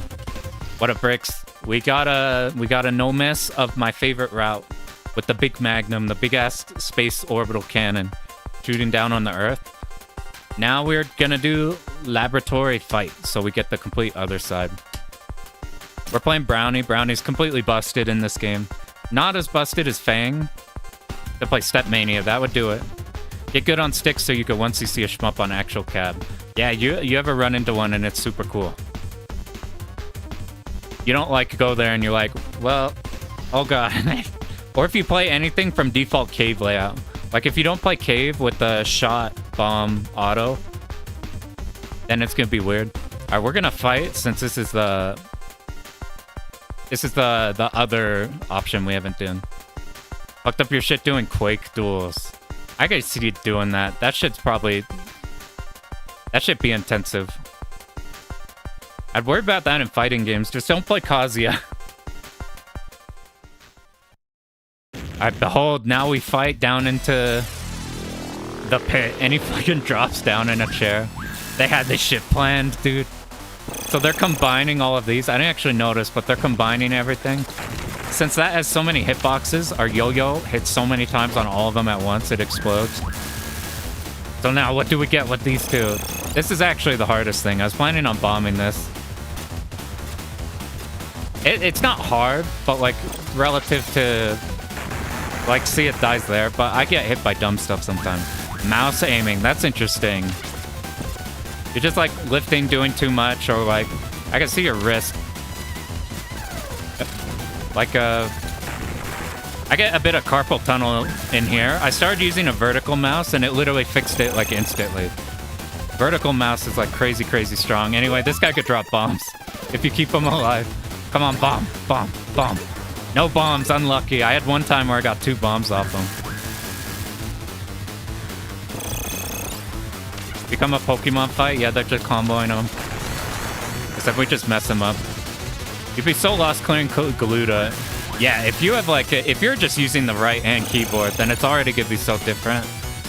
I had a friend come to a shmup meetup, and he's a Toho player, and getting used to shit's switched, combined with the no shift ZX as your main controls, like a Toho or whatever. All right, this is the only thing that can hit us. And look, you went in too hard. I find this easier than dashing. Just jump over and then jump here.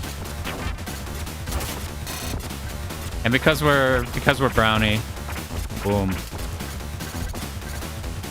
Yeah, I don't know Quake 3 specifics, but I've seen the vibe around that game of the like crazy ass movement tech in it. By the way, has anybody noticed popping with the mic? I've been trying to fix it since the last stream. Every time I look over here and make a P sound, it's like awful. Oh, this is a cool route. Yeah, the Discount Wily got eaten. He has a different fate and everything. Old Microsoft Sidewinder pad. Had like 2x3 like arcade. That's sick. Was it like Genesis layout? Or like Mega Drive layout? Yo-Yo looks nasty. It's broken.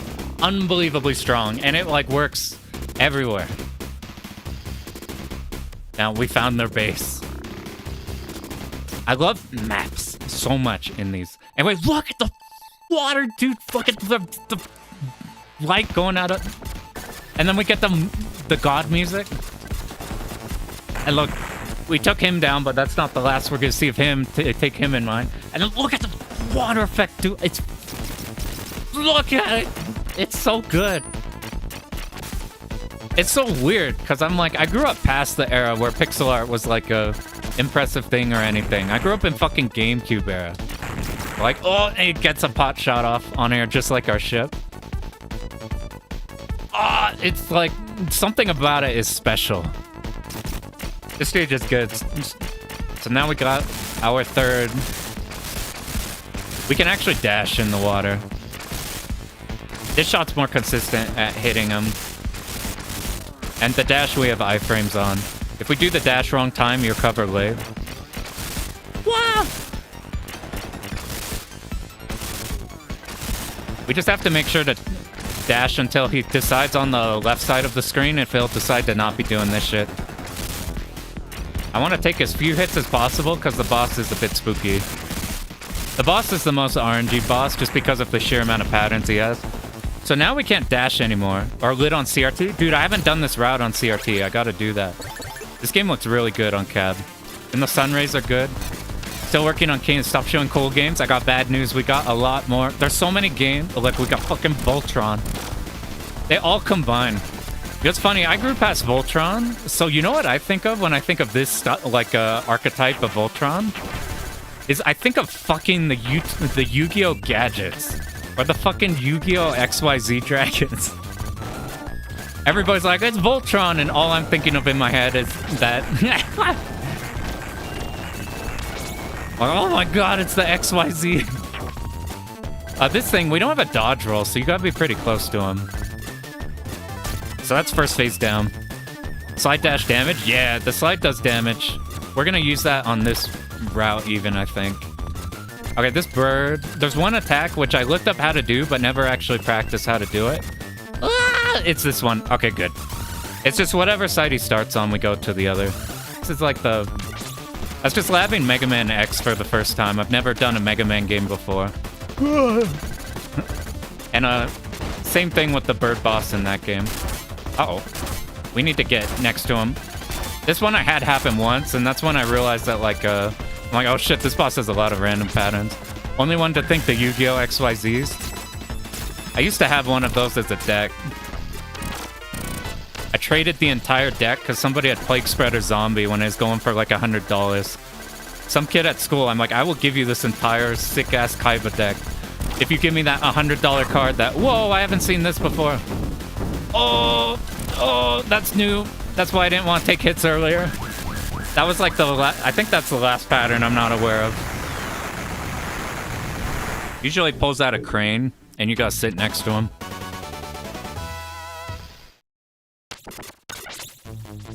Okay, this one. Is this the one I think it is? Okay, it's this shit. Okay. Let me not do dumb shit for a sec.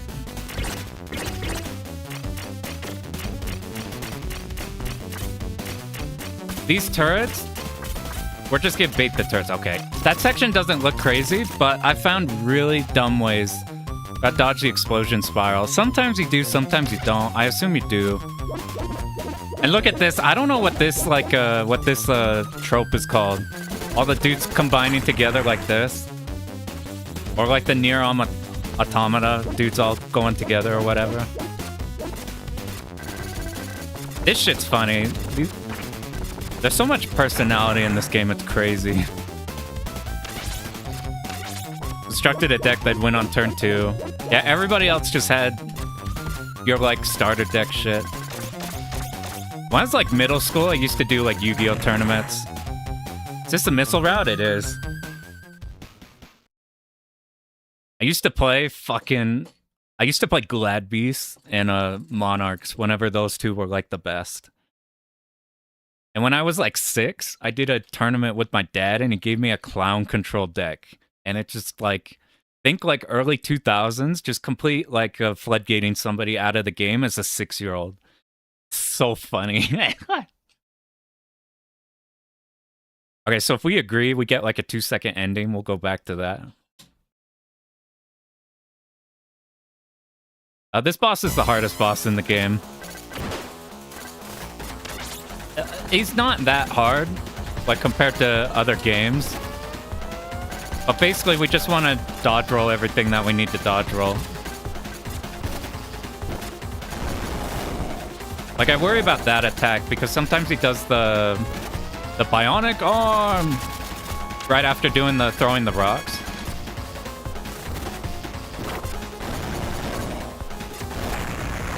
Oh, we fucking shredded him that time. We actually got to fight him on this route versus him being in a machine.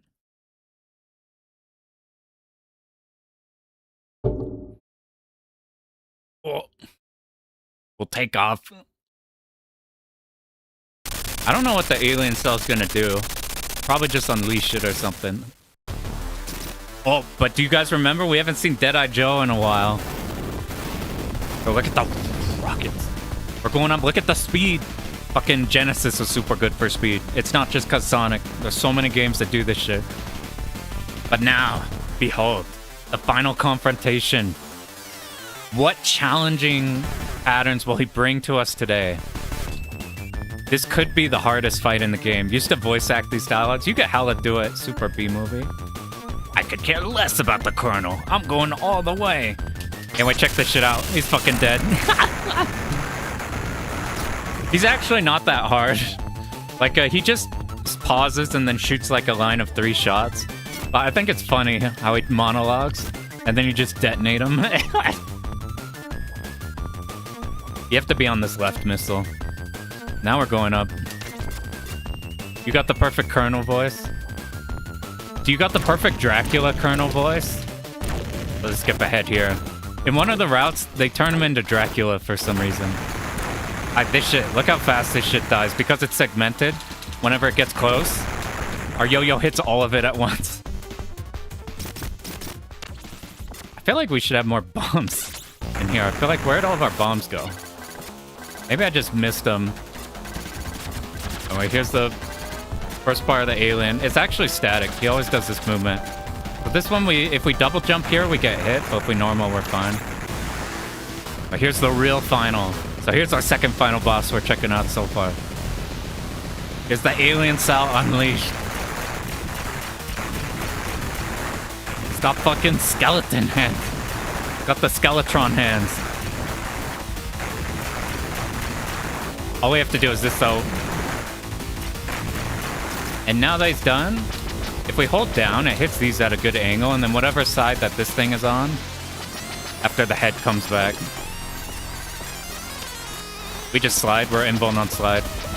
Yeah, this is a cool one. I like this route a lot. It's one of the harder routes just because of the Colonel fight is not the most straightforward. It should creep you out. It's Ultimate Geiger.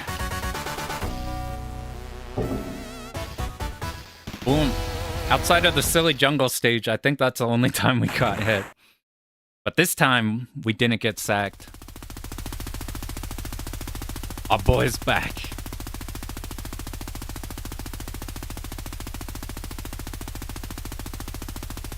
We lived in this one, and we killed the Colonel on this. I guess we killed him in the last one.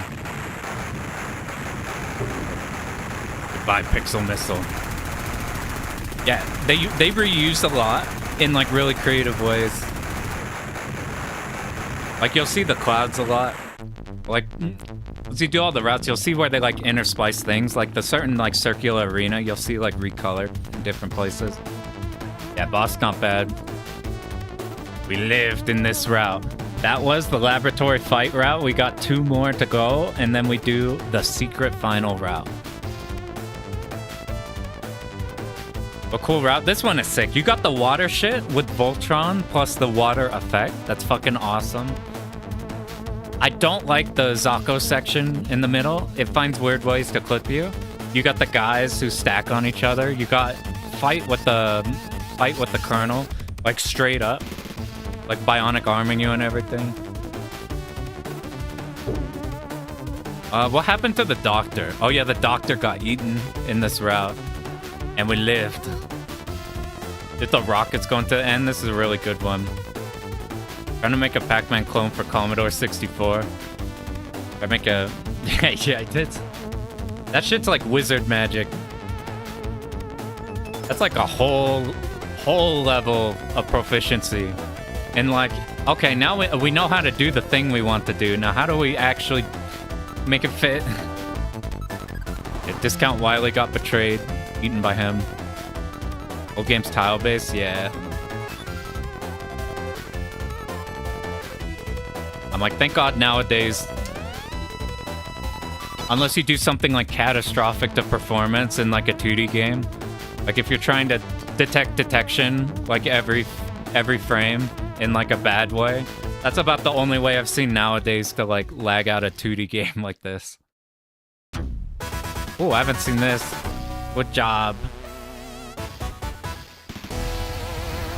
We got unique. I don't know if we see him on if that's like a new sprite from the last one. Did we beat the last score? Who knows? Get the spinny Contra logo. All right, we're halfway there through the main routes. We took out the 2 hard ones, I think, right away. Now, you guys gotta decide which route we're gonna do next. Once we get there. We're still doing Brownie. I just routed Brownie for everything, because they're busted. Straight busted. Like, look at this shit. Instead of, like, neon flat screens with, like, I don't know, glowy stuff makes me happy. Alright, get something good to eat, Fox. See you later, dude.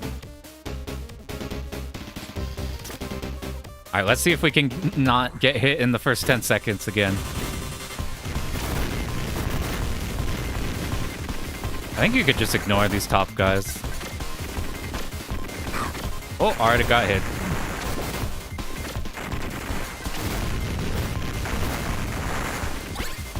I think they just wanted... Ooh, I didn't think about the fact that we duck under bullets with this type of a character.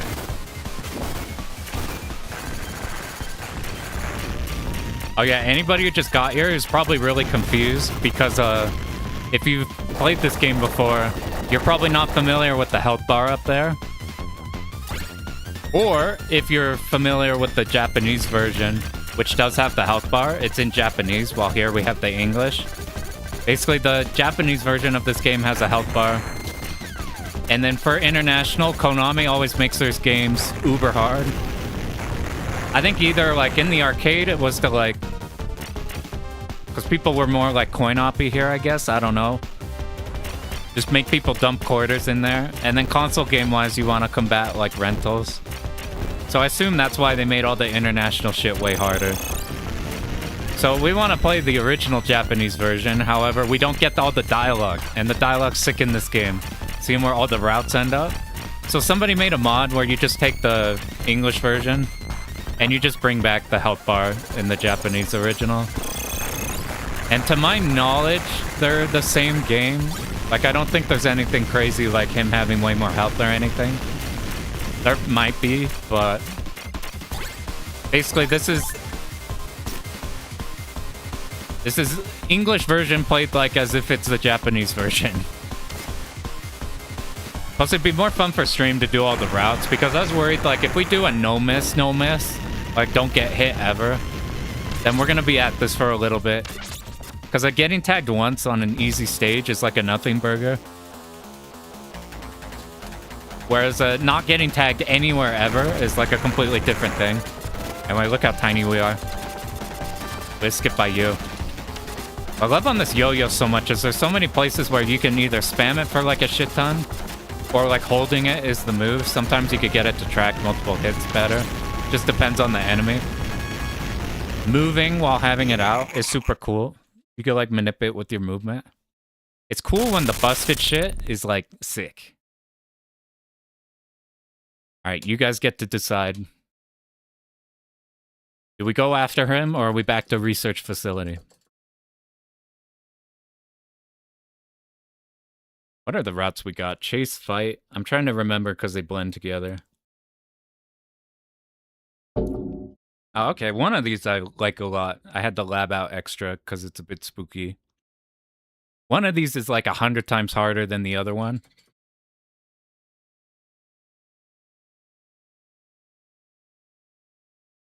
Somebody shove something in chat, or else I'll probably do the easier one first, and then we'll end off on the crazy one.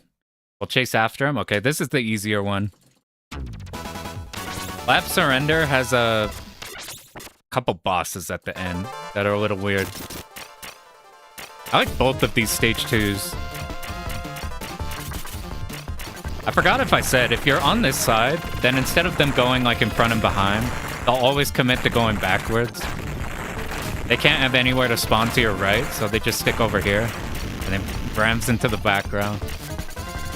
I'll show you if you, or whatever. If you're late on that guy, you could double jump with Brownie. You avoid it, even if it's close by to you.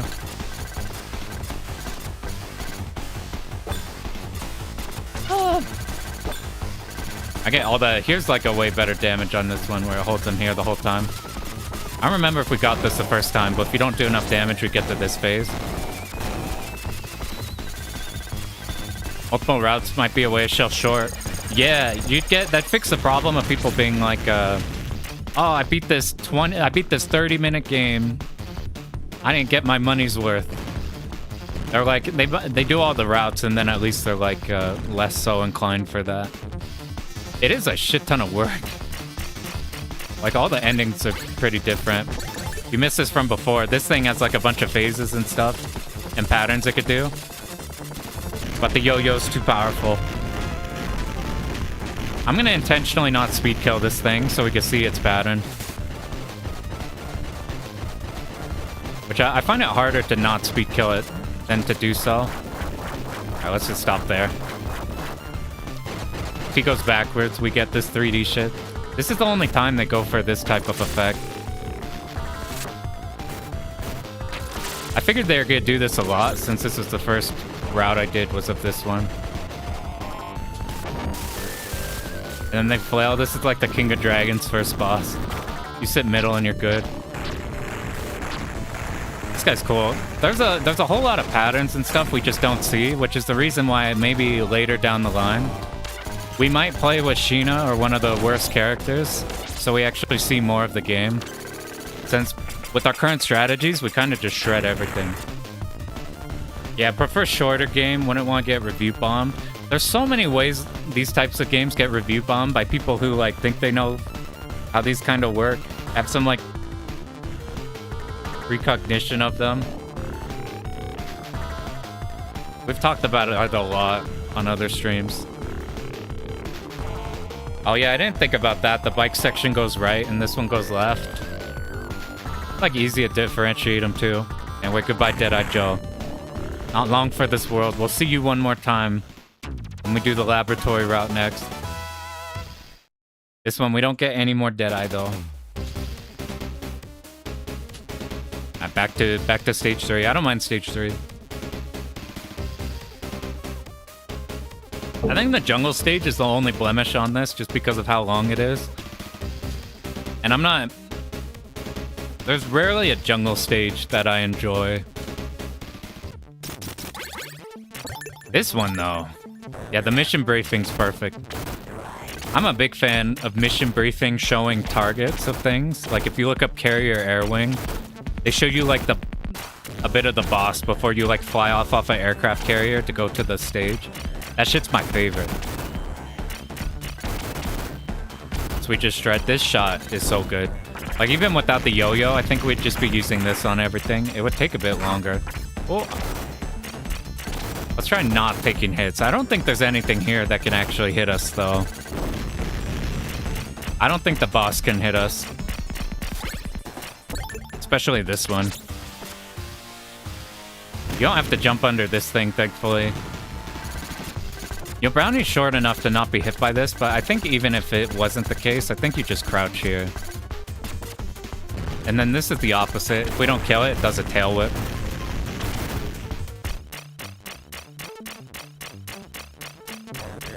I guess we could just be sliding here. I'm not sure what's faster, sliding or just running. But I do want to kill these turrets right here. We're too close. Hasn't come up often in this game. But this guy's sick. Like, I'm glad this guy's in all of them. It'd be cool if the Deadeye fight was in all of them instead of the jungle one.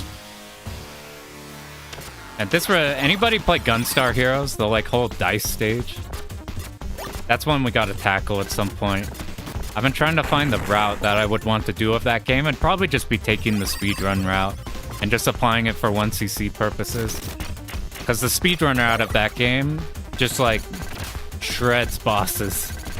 Like, you just use the fire plus homing. The virtual zone, yeah.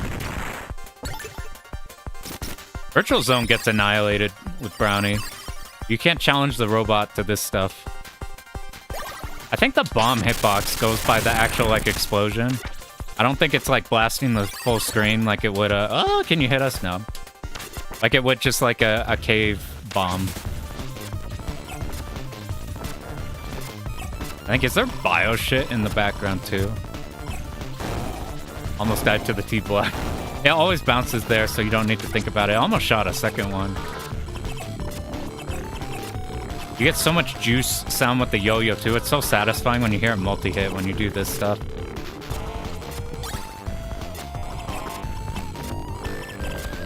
I bet this is a lot harder on, like, Ray or somebody. Got the chopper. Let's see if we can skip. Skip the second rotation of this. We did. We did a lot of damage there. This is the only guy who lives in every route.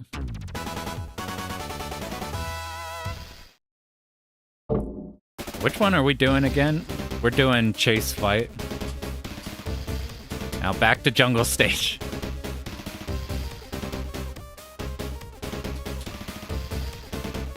We don't have Deadeye, so we don't get the extra missiles. Not that, like... I think that's literally the only thing that changes. Alright, we remembered this time to actually shoot these. This is all you gotta do with this. You just hold right tap up, hold right tap up. I think these would be a problem, but since this shot hits so many angles, it's easy to hit everything. You don't have a blind spot like you would with, like, an 8-way shot.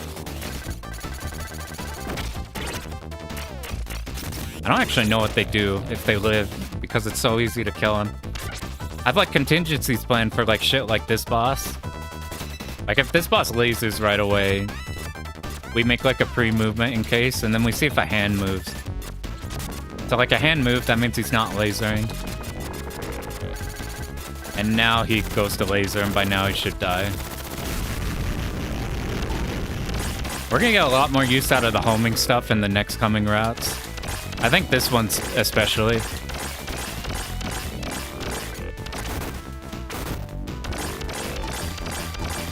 One of these runs, we're gonna accidentally shoot the dino and then lose our whole life to it. I wasn't sure if I wanted to go for no death runs. But since we added since we have the JP version health pool, combined with like this shit's really easy with the broken character when routed. Like this is probably the hardest boss that we have to run into in the game.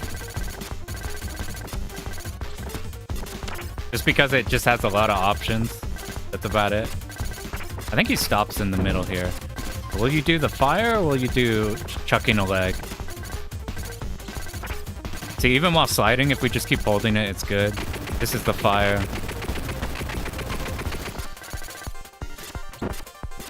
The bouncing's fine because we just got a dodge roll if it's like a bad read on the bounce. Even though this is still ticking the sound effect, I think it's just hitting it, but it's not doing damage.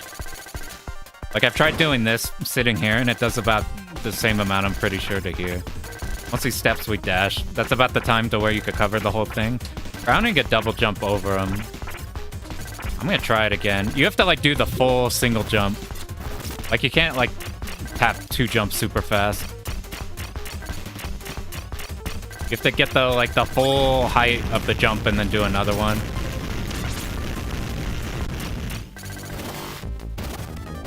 I thought the health would actually be a problem, even with this health bar, just because there's a lot of bosses you fight back-to-back before you get a HP refill.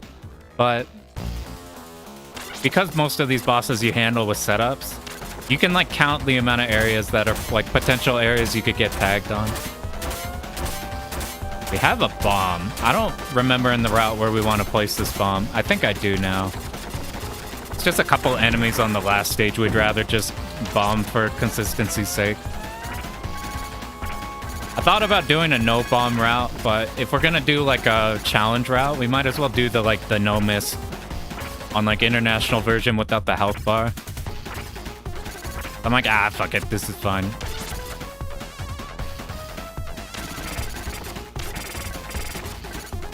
I am curious exactly how many like how many of these bosses, which are otherwise free for our route, are like way harder on like Ray.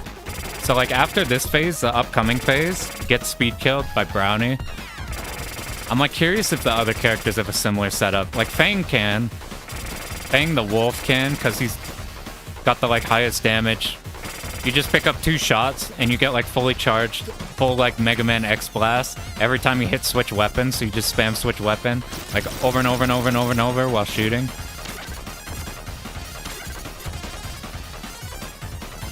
Yeah, about the most dangerous thing here is just forgetting that he goes like this. If we just sit here though, we're at the rightmost spot, so we're guaranteed to be in a safe spot. If we go there right now, we're gonna get smacked by him and he like bounces up a bit like this.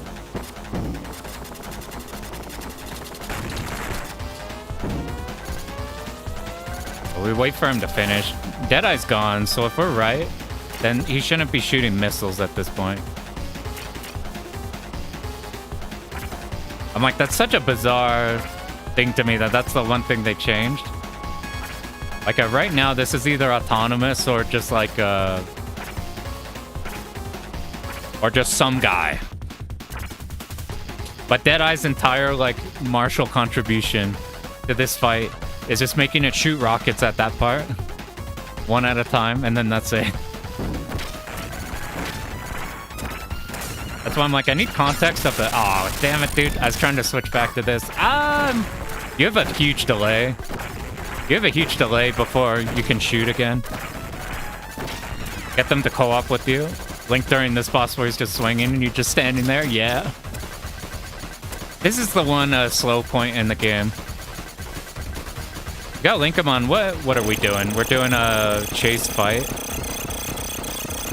You gotta link him on like the final bosses. That shit's sick as fuck.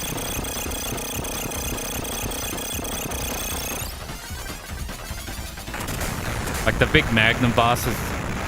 Do they balance the HP in 2-player? Or do you just shred everything? They probably just double the health of things or something. Alright, so we've done Chase Surrender. That one gets you with the space elevator. But now this one's completely different. So even though we have done the fight option in the other route, it's a completely different final stage. I think Doctor's a traitor in every route. You know, if we get lucky, because we're doing the fight portion, we might make back those bombs on the one flower enemy. Possible to convince to even try a run and gun. I don't know, for me, for the longest time, I pictured these as like hard games. So I'm like, maybe I'll learn them eventually, but they seem spooky. And then realizing that like you just route them the same as shmup or something. Yeah, the shmup discords are gonna have people who are super on these. Or like, this is a kind of a genre that's viewed as like archaic, even though it's not. Same thing with shoot 'em ups. Like, average person probably thinks of shoot 'em up as like a ancient genre that like time has passed by. Even though while the preferences have changed on like what actually the main games are, this shit is still good in its genre. I think the reason that gets detonated is that I think you can hit every part of it. So like, maybe like this shot here is just hitting once. But you hit it with the flail and it just insta-pops. Yeah, like I used to look at things like reviewers who didn't know what they're talking about, who would talk about action games, would just talk about them as like button masher, hit X to win games.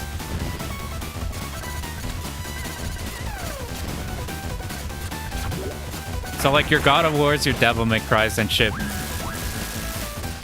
I just always figured like would just be kind of pointless to play. They're like, I don't want to play like a just mash X and get through the whole game.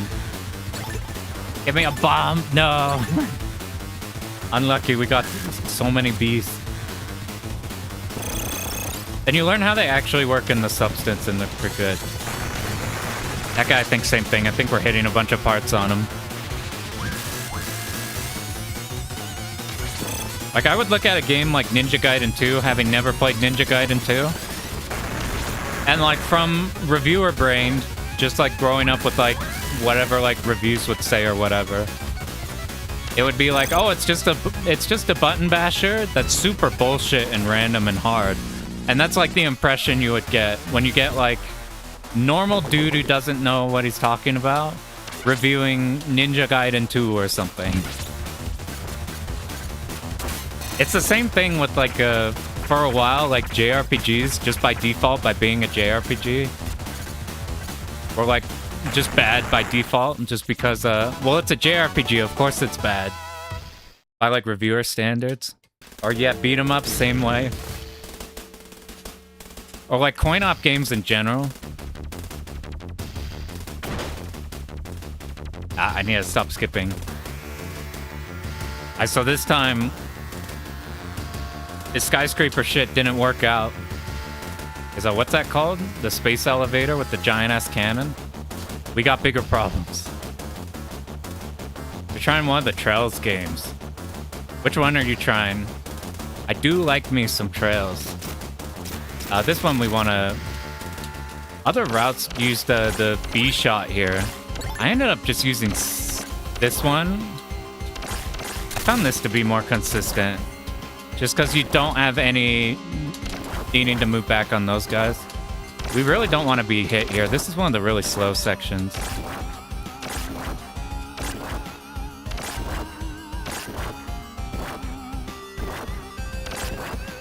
I finished the last Trails game, which is like the 13th one. Do the first one. Yeah, the XP's good. There's like zero grinding the way it works. It's just always comfy through the whole thing. You're never at like a brick wall in those. And you only do what you want to do, side quest wise.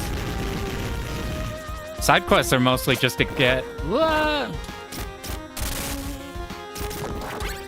oh my god. I thought we were on the mid-boss. Yeah, there's a Sky remake and then there's the 2D one. Remake's really good, but it's the only one out right now, so you would have to go straight from that into like part 2, which is not remade currently. I played the OG Trails in the Sky maybe like 4 times. I like that one a lot. This thing's a problem if it lives. Yo-Yo makes it not live. It even hits the shrimps too. Yeah, so the way hard is really hard in that one compared to in the rest in the series. Basically, when the games came out, there was only normal difficulty, and they put in hard and nightmare as like a side thing. So as a result of that, if you play second chapter on nightmare, it's like fucking impossible. It's like the hardest JRPG I've ever tried to do. You can actually die here. You can climb up here like Mario 1 style, but instead of there being a warp zone at the end, you just fall off a cliff and die.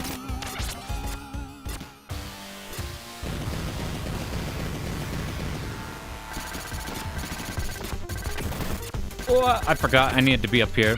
And then when he lifts up, we'll be down here. He can either lift up or he does this attack. This is nice because we're hitting our... You're hitting the flail the entire time on him. I appreciate it a bunch. Appreciate a bunch, Roll D. Appreciate you popping in. I gotta make more guides soon. I've been too addicted to doing the streams and learning new shit. I gotta get back on. Soon I'm gonna do one on Sorcerer Striker. Yeah, actually using resources. You get so many items in that game that you might as well blow them. Like all your ethers for mana. I forget what they're called.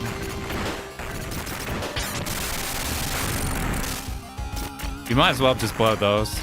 Talk about trails. FC Remake. I think FC Remake is the best game they've done since Azure. So I'm big on SC the third and on Azure. Zero's really good too. I'm not super enthused on Cold Steel. Cold Steel broke my heart, so even though the Daybreak games have a bunch of problems, I've already lost expectations, so I could just appreciate the stuff that's really good in the Daybreak games. Alright, we got the Queen's Escape. Look at the fucking... This is the biggest boss I think we have. I think the third, Sky 3, I think is my favorite by far. That's the one everybody tells you to skip, and it's the whole meme of everybody saying, oh, you should skip it, there's nothing important here, and it's literally the most important game in the series, and the best one, in my opinion.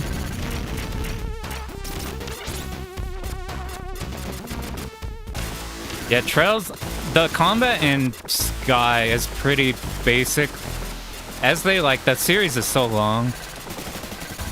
Whew. Because of our double jump, we could do stuff like this when it gets faster. Ooh, I got tagged. Unfortunate. This shit dies by now, though. We might see a bit of here because I did bad damage, but... Like, they just keep building on it. By the time you get to the, like, 13th game, there's, like, a fucking million mechanics.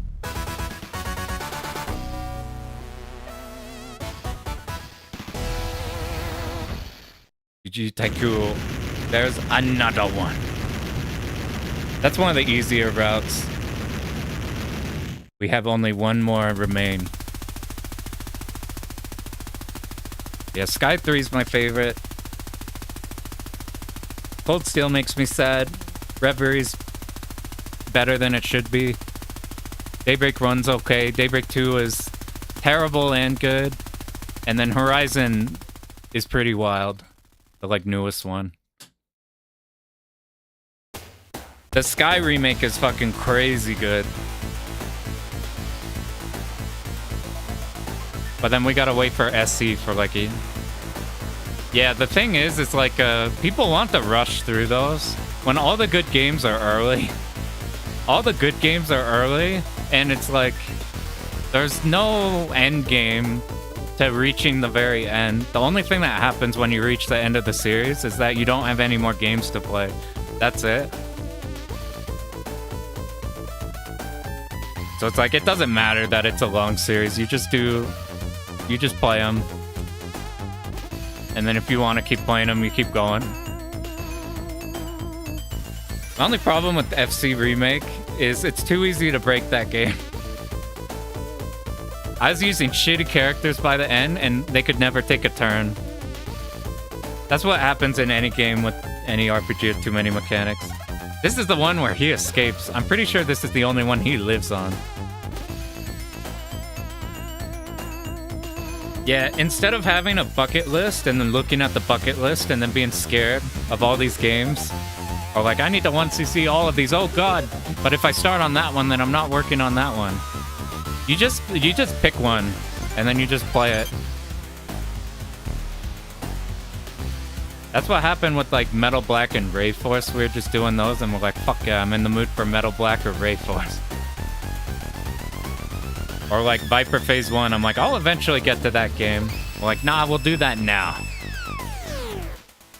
Yeah, this is probably the worst ending for us. The alien cell is dead, Colonel's alive. Where's the doctor? Oh yeah, doctor got eaten in this one, right? This was the fight route. Yeah, you don't need to dig, you just need to consume.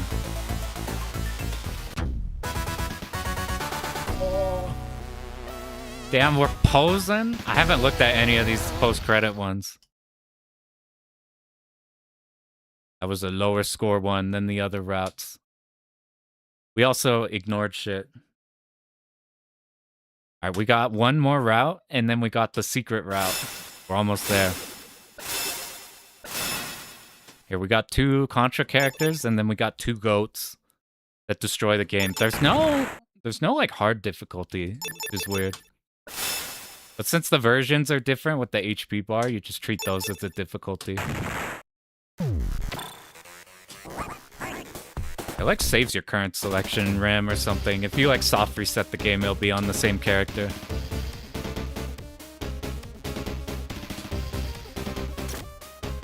Now let's see if we get tagged in the first 10 seconds like the last run. Fucking...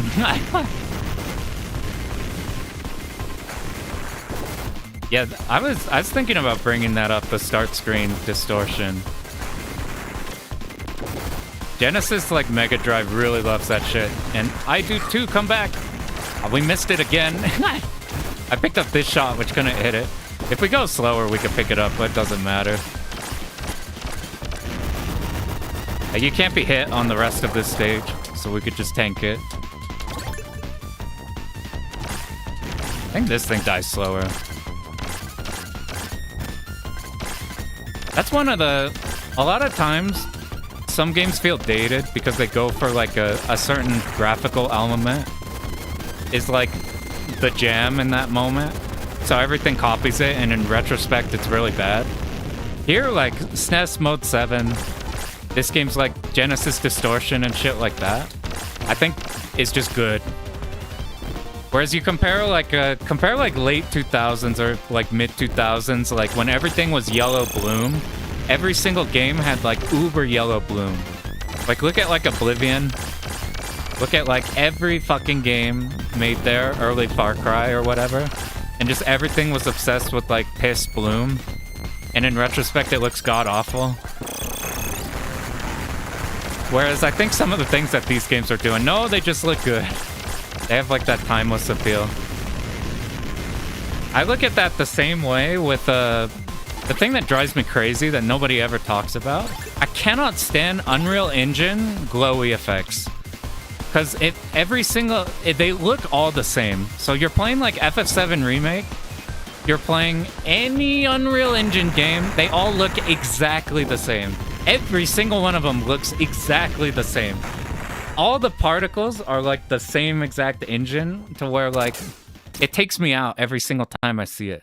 I can't like, I've never seen anybody articulate that before, but I look at that the same way as the bloom from before. When like, that might just be a me problem.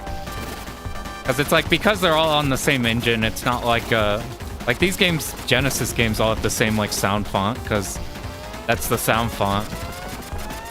But like something about it irks me. Every time you see like sword/effect, the like trails that like slightly glow, they look good, but they look like every fucking other game that's being made right now. It drives me nuts, and I'm pretty sure I'm the only one. Okay, what's the last route? Lab surrender. Yeah, they're all the same. You even compare, like, completely different genres, it doesn't matter. They all use the same glow on it. So, like, you look at, like, what came out. Like Crimson Desert, the slash effects look exactly the same as Final Fantasy VII slash effects that look exactly the same as, like, what's some other shit off top of head? Look exactly the same as, like... Like, what's that one game with the quippy dialogue everybody didn't like? The person that got isekai'd. Oh, like, looks exactly the same as Forspoken. Looks exactly the same as, like... That shit drives me crazy. It's easy to, like... This shit looks good and people like how it looks. Don't change it. We're gonna try the flail here, because I've unupgraded. I've unupgraded main shot. The flail probably just dumps on this guy. I don't actually know how he attacks us. I'm like, he hits us. They all play exactly the same. That's another thing. Since he's horizontal, ooh, we got so many hits on him from him being horizontal. He might die before the second shot. Nah, I got second off. Yeah, Capcom with RE Engine, they look same. It's probably not an Unreal Engine thing. It's just an engine thing. It could be just preference. Like, to me, all the things that these, like, the things that this game would share in sound-wise and visuals to, like, a Gunstar Heroes are things that are cool. Damn, we still didn't upgrade this one. Luckily, we don't need it.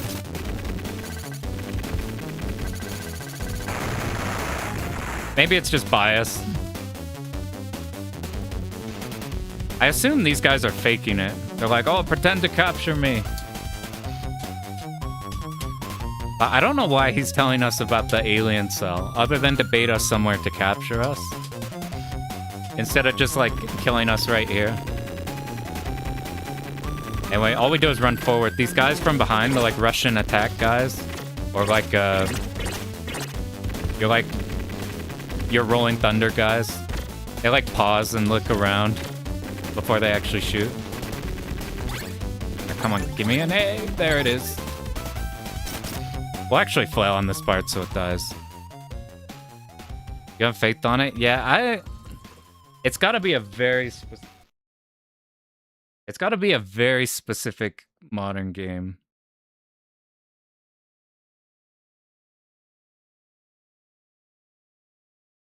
Like, I could count on, like, one hand the amount of, like, modern ones I've touched in a minute. It's like shit like being nostalgic of Battlefield, so I would play Battlefield and that's about it.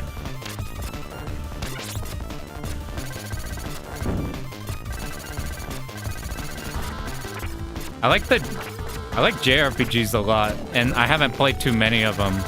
So there's so many of them that I haven't bothered with, like, looking forward to new releases, because it's like, I have such a huge backlog. I would be fine if nothing ever came out again. How awful 16 was. I've heard so many mixed things on 16. The thing that scared me, though, is somebody compared it to 14 A Realm Reborn. To where it's, like, really good, but then it devolves at the end. I played Cyberpunk because sucker for aesthetic. I think, like, I played it after they fixed it, and I think it was cool.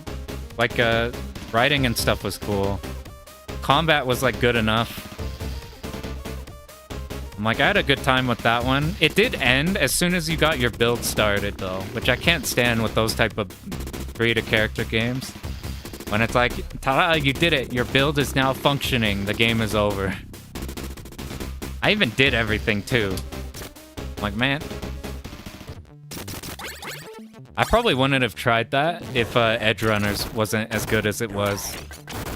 I don't really watch new anime ever. Just because, I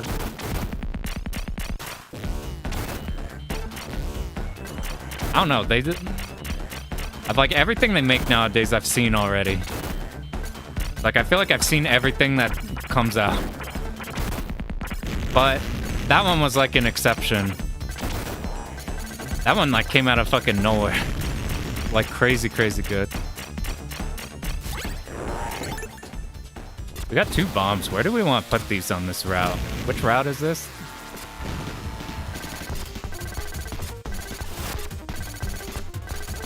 I'm trying to remember. This is... We're on Laboratory Surrender. Oh, you popped.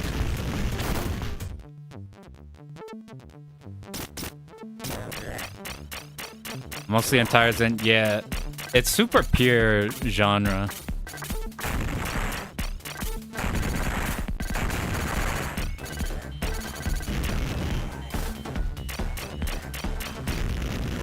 Alright, back to this guy. I don't know how this guy... People have said in here, oh no, it's this guy in the chat. I don't know if this guy's a problem if you're not as busted as Brownie.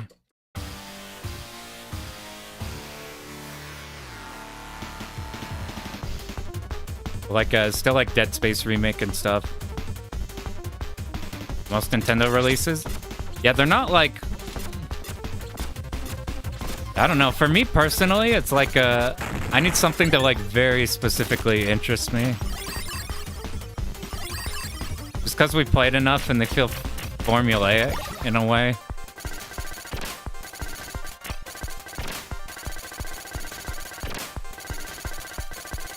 But there's ones even in the like formula that I'm like I had fun with Cyberpunk despite the fact that like I wouldn't touch like those types of games normally.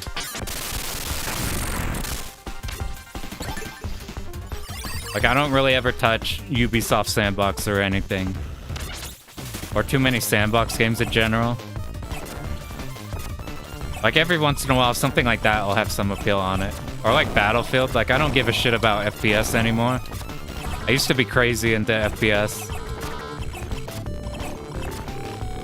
I'm like, I grab Battlefield just to like hit stupid clips in that game. I have like a massive folder with like 120 frags that I just need to chuck in a video and put somewhere.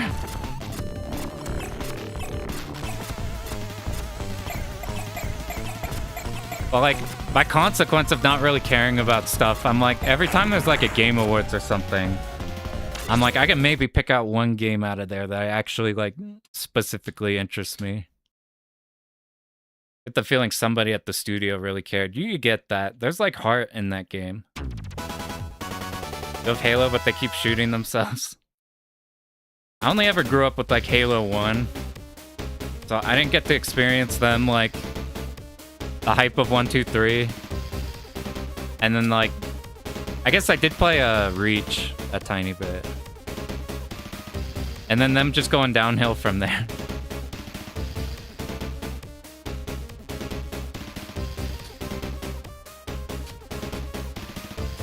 Alright, this is the final jungle stage we have to see. Even with the secret ending? Oh god, I'm using the wrong shot. Going through your favorite FPS games? Yeah. I just played PC. There was Halo 2 on PC, I think. I never ended up doing that one. Dude, I have memories of getting fucking Command & Conquer Renegade when I was 5. That shit's crazy to think about.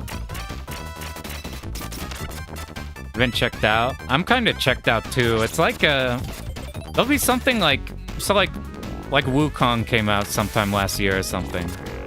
And I'm like, oh, this could be cool, but like it doesn't have like something specific that I care about Wukong more than any game in like that type of genre. Even if it's good, I'm at a point where I need like, instead just trying all the new shit they release. And then like, oh, the like Liza P ended up super good or something. It's just like, I need a huge thing. You played Phantom Liberty? I didn't. I think I played before they came out with that. I heard you could skip straight to Phantom Liberty too. Did you play Kurt? I heard you could skip straight to it. So I'm like, that might be good on replay since I've done... I think I did everything you could do in that game except for the DLC. It'd just be going straight to that.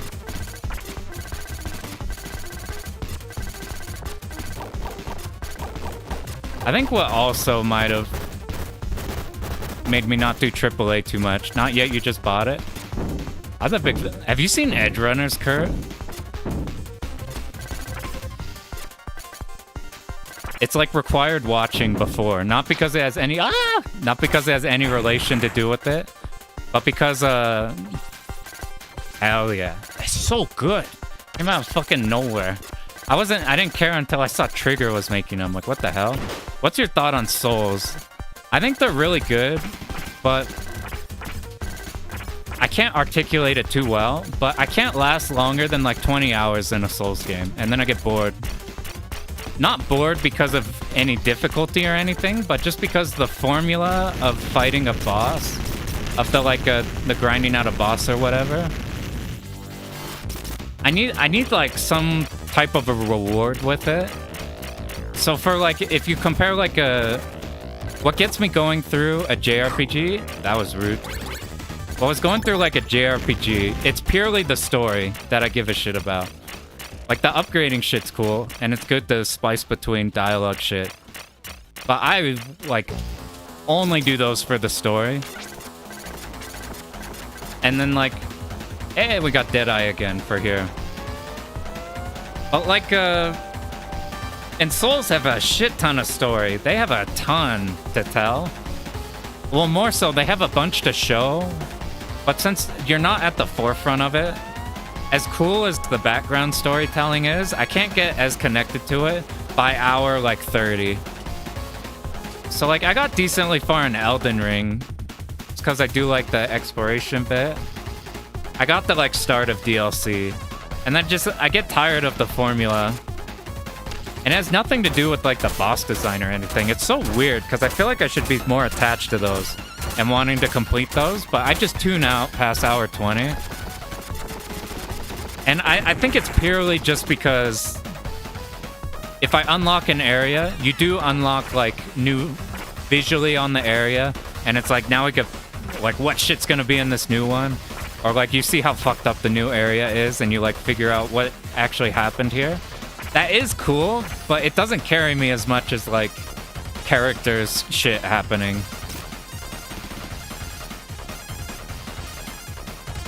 So it's like, I don't even think it's a fault of the game at all. I think it's just a fault of like,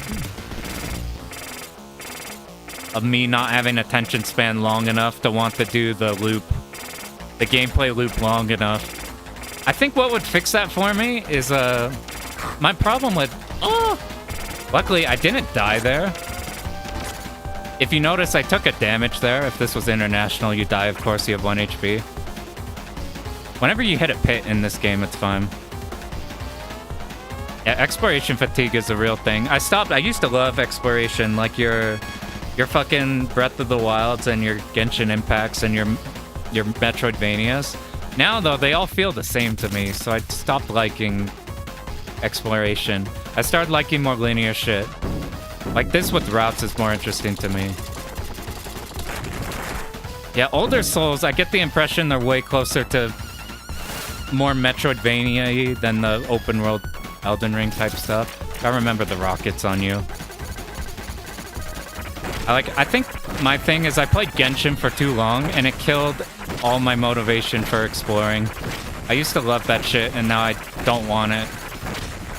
I'll still like explore every corner, but I don't want an open world game.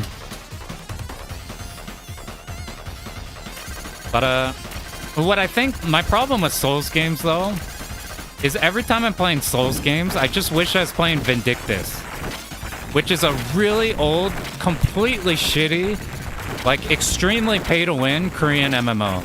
That's like hot dog shit right now. It's god awful game. It's horrifically optimized. It's a terrible, terrible game, and it basically has my favorite version of the Souls combat by far. And every other game copies Souls or Monster Hunter, which are like, they're really good. But I just wish there was something like Vindictus, and there's nothing like Vindictus. Vindictus is basically, you're doing an entire ass action game rotation on the bosses, while... Like, you play Monster Hunter, you have guard points on your attacks, so you could do a string while you can get a hit in, And then you could just play defensive block or wait to dash their attack and then try to get back in or whatever. Or you could try like, okay, I know he's going to do this attack, so I'll keep stringing, but making sure I have this guard point attack in when he's going to attack me. And your reward is you keep going. I feel like there's less of that in Souls. It's like Souls has like a, stop, deal with the pattern. Okay, now you get your reward. Hit stop, fucking stop. Do the pattern real quick. Okay, now you may hit him a couple times type of thing. Where Vindictus takes like that idea of the Monster Hunter guard points, and you are constantly, like you are on the boss's ass the entire time. The problem is it's like, it's a parry game. So there's zero spacing. So that's a problem. But like as a parry game, it's my favorite parry game. Like by far. And nobody does anything like it. And you can't play the game because it runs like shit. It's a fucking Korean Nexon MMO. It's fucking dog shit game with the sickest ass fucking, like just look a solo run of that game with like any character. And it's the coolest shit ever. Or Mega Man 03. Have a priority system for comboing changes based off boss movement. That sounds like the kind of thing that I'd enjoy in a boss fight.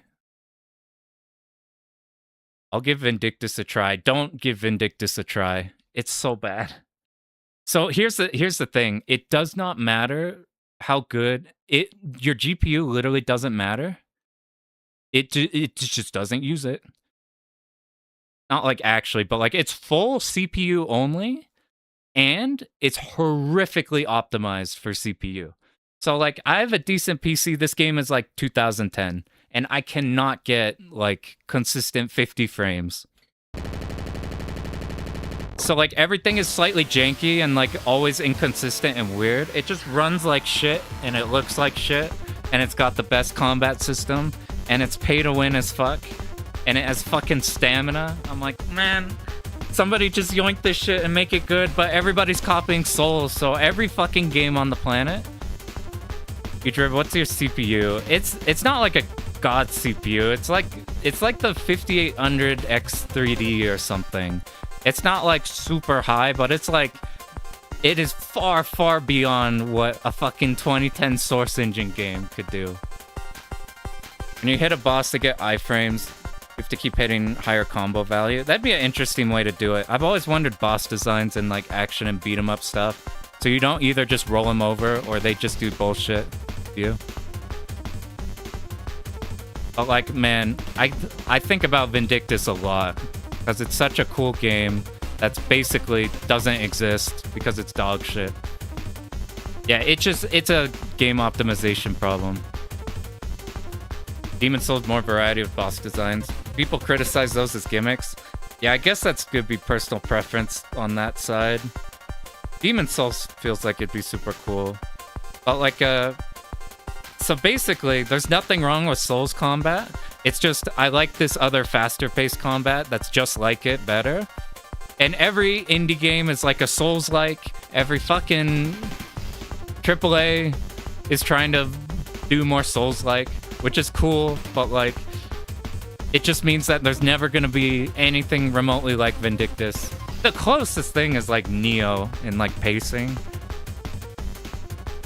Or like Monster Hunter's like a very slow version of Vindictus.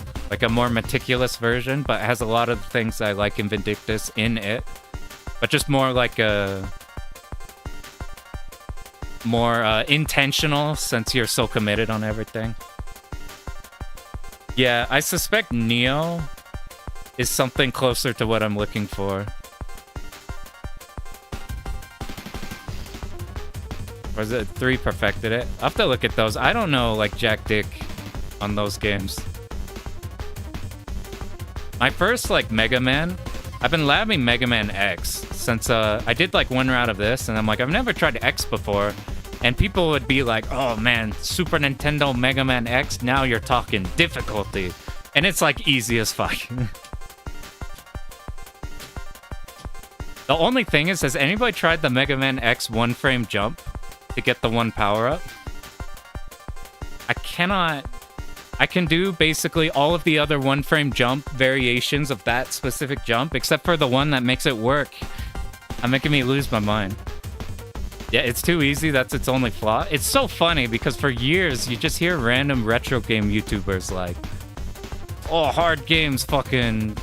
They're like Super Contra, and then Mega Man X, and then like Chrono Trigger. Chrono Trigger's impossible. I don't think I game overed in Chrono Trigger. Playing that game blind. Suck at perfect inputs. That one's weird in a way. Like I can grind, I can do a taunt jet upper. I can't do that fucking jump. Yeah, one seems pretty easy. Are we on lab surrender? We are. This one's a really cool route. Remember it being a lot harder. It was a while ago. Yeah, I don't know. If not arcade hard, yeah. I like... Yeah, about Chrono Trigger being hard, I'm like, it's kind of like, have you ever seen a shmup video? And I don't have anything wrong with, like, dudes who aren't, like, shmuppers. Making, like, I enjoy these top 5 shmups. But I do find it funny whenever you watch those and they'll be like, now we're talking difficulty. You want to lock in and get hardcore? I'm going to show you Thunder Force 3. Or like, oh, you want to get hardcore? We're playing Super Alesta now. Now we're talking. Like, only the most hardcore of shmuppers can tackle this game. Or like, that kind of thing. And then you're like, oh, they don't know what they're talking about. Not as a negative, but like, they're not a shmupper. Anyway, we lost all of our weapons.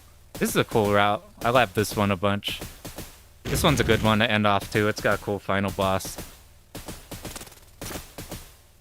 I don't know, it's just funny looking back on things. So I still feel that way about these types of games because I just haven't played that many of console games like this going for the clear. So I still have that magic in my mind that these are kind of mystical. And we're going to lose that magic pretty fast because it did not take very long to get all the routes in this game down. That shit is easy. Yeah, I learned competitive fighting games into 1cc shmups, and now it's like, well, now we know how to learn everything. Yeah, I'm even trying to think of a single section in Chrono Trigger that I felt like was the wall. Like, maybe there was a hard enemy now and then, but, like, never one that threatened death.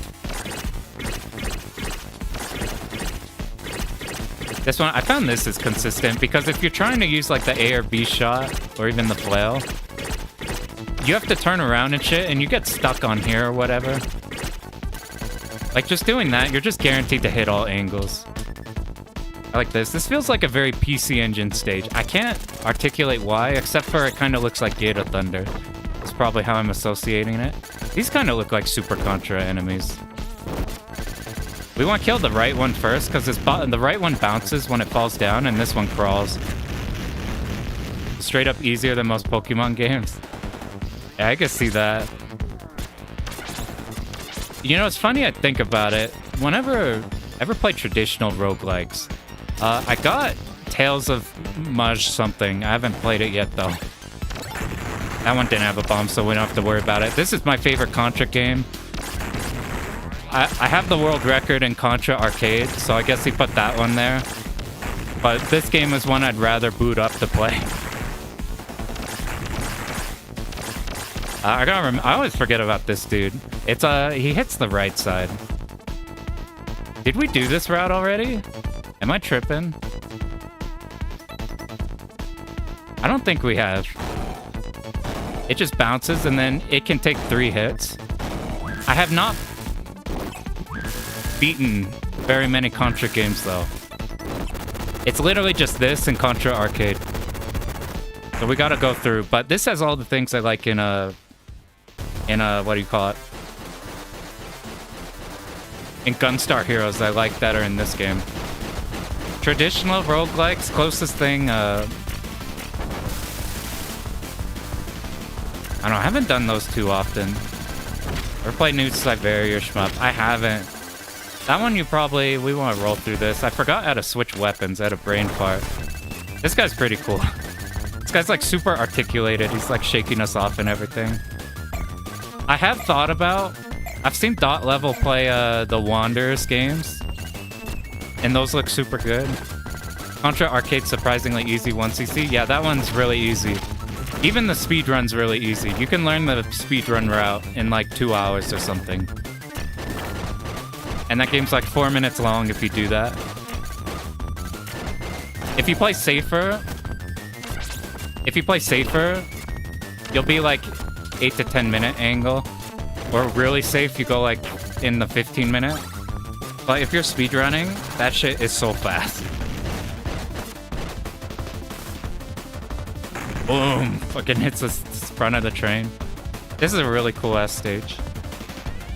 Which JRPG has the best fishing minigame?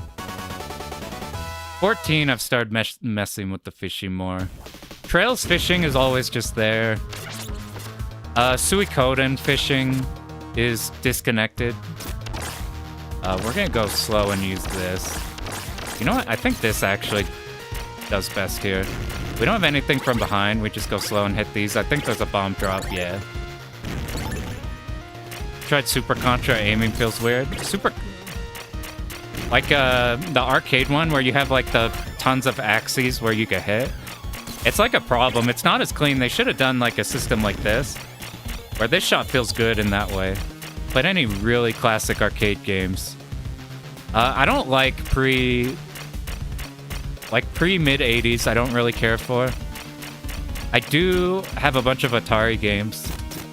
To put up some Yar's Revenge or some shit. Vibe and JRPG fishing. I do like fishing minigames. But I haven't done the Siberias. They look super rowdy because of the... It'd be interesting to route because of the leveling up and doing iframes. I've done Robotron. But roguelike-wise, that are like true roguelikes, I probably just mess with Wanderers games. Mostly 90s pinball. I have a makeshift digital pinball cab. Pinball's fun.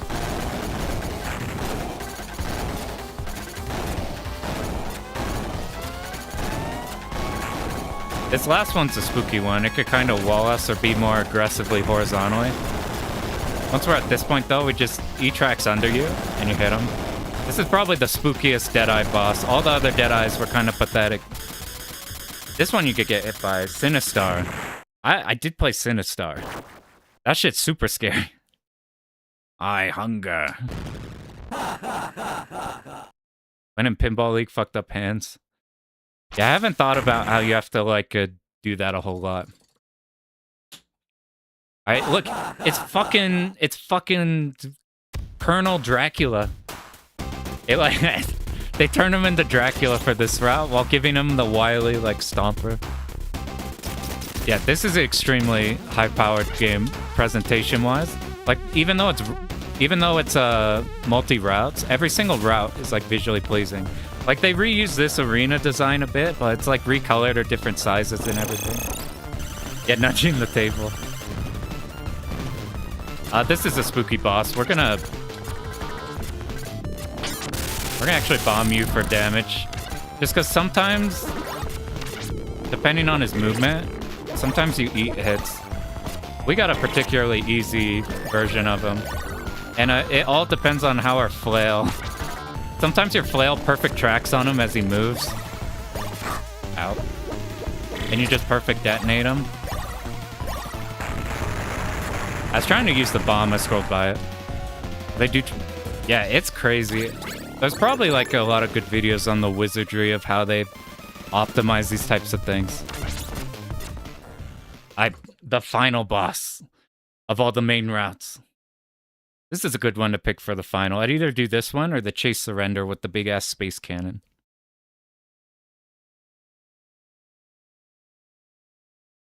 Yeah, Siberia goes crazy in the bullet hell since it's more bullets to graze, more bullets to farm the levels ups off of. Alright, he's connected with the alien now. So he turns into... Look at this shit. Behold. He's now almost Geiger Man. He's actually a Dragon Ball character. Look at this. If we do enough damage, he goes to the middle at this point. Now phase 2. You can't contain it. What could he turn into? Fucking look at it. You think you would have connected if you turned into this shit? How did you have the mass to turn into this? We let him go middle once. And then we dash over. If we want to get our yo-yo working good, we sit here middle, we dash, and then this can track the whole way. And it does so much on the boss. Like, look, it tracked it perfect the entire way. And one final phase. This one we got a pierce, but the yo-yo can.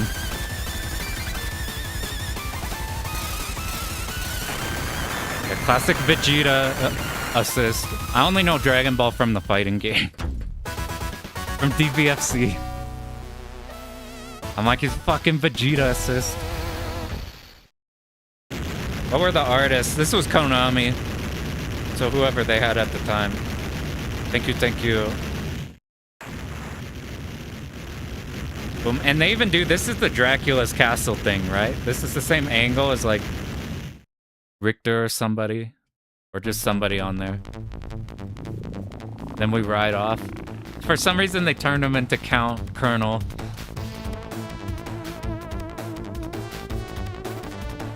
Lots of acid. That would do it. Whew. Alright, we only had to redo one time at the beginning when I accidentally died on the jungle boss. I don't think we've had to reset any of these, had we? I think we got through all of them except for one route. There's a secret route. Before the secret route, though, if you remember on one of the routes, it was laboratory...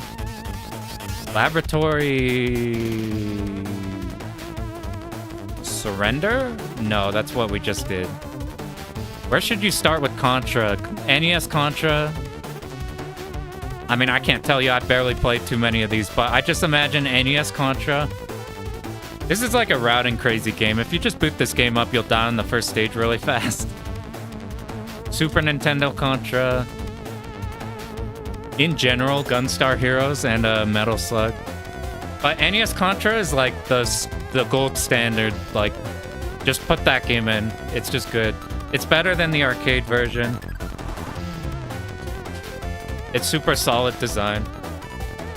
You can always Konami code it for 30 lives. Yo, what up, QQ? Yeah, it's a super god game. So I've barely played too many Contras. I've only cleared the arcade one and this one. But this is easily my favorite one so far. Favorite looking one. Like, and everything that Genesis does good or Mega Drive does good. It's just turbo good in this game. The quality consistency of this game is good throughout the entire thing. There's no like shitty route. All the routes are good. Everything has something interesting and different. And theming's good, color's good, everything looks god tier. Fucking boat scene is unbelievable. So before we show off the secret one, I'm gonna show. Look how many save states it took. So I go, all right. Do you guys? I feel like I lose my mind when I see somebody in Discord talk about how many save states they use, and somebody will be like, "I have 7 save states for this game." First arcade type games you 1cc'd without copying runs. That's sick. This would be a fun one to figure out the bosses on. Like going through like that. We ended up playing Shorty because Shorty breaks the game. Or not Shorty, Brownie. Because Brownie fucking annihilates this game. With Sheena. Might do Sheena sometime. But I feel like I'm losing my mind because I can't do MAME. I can't play arcade games in MAME because your save state slots are restricted to how many keyboard keys you have on your keyboard. It's restricted to the alphabet. Just doing this game, how many states do I have? This was the last one I routed. All right. I have 102 save states in this game. So every time I see somebody who's like, it's usually not for like a one loop game. I usually use 50. Yeah, I ended up renaming them and putting them in folders. So I'll have like a loop 1 folder. Like DDP, I'd add to have a loop 2 folder. 3 save states per stage. I literally do it after every like 2 seconds. So like SDOJ I have over 100. DDP I have like over 100. DFK I stated in MAME, and I had to use 3 folders to hold all the states because MAME couldn't hold enough of them. I'm like, so when I see people use like, I think I like saw Chinopoulos said he only needed the standard MAME set for like Totsujin O. I'm like, how? That game is so goddamn hard, and it's an hour long. How do you last with like 20 save states? My dumbass has 103 on this. I basically save state like every 5 seconds. What core are we using? Good question. What are we using? Genesis plus GX? I don't know the cores very well. You can never get into the other Contras. Have you played a little bit of this though? If you like this game but not Contra, what you actually like is Gunstar Heroes. Now we're talking. Now we're talking. Everything that's good in this game is fucking straight out of Gunstar Heroes. You're 15 to 20 for one loop. A multi need a whole nother folder. Yeah. I will do literally like... This is how often I'll save state. Let's just get us to... This is how often I'll do a save state. I don't want to override. There's 100 states, and if I override the one that's at the secret ending, I'm gonna be sad. So like, this is how often I'll save state. So we're here, there's this section. We get through this first bit. Okay, I'll put a state there. Now we have this next barrel. And we get the power-ups here. Alright, that's a state there. That's how often I'll do it. So I can go to very specifically every single thing. You can have multiple folders in MAME, but you have to like... You have to swap them in and out manually in like Explorer or whatever. Alright, we have to go hunt for the secret ending. So there's a secret ending. Dude, this boss, by the way. So fucking good. Go to the start of the stream. If you click in here, in this stream randomly, go look at the first... Or I guess the second run. We whiffed on the first run.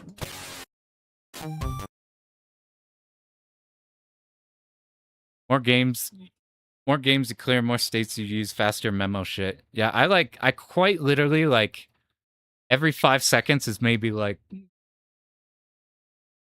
I don't know.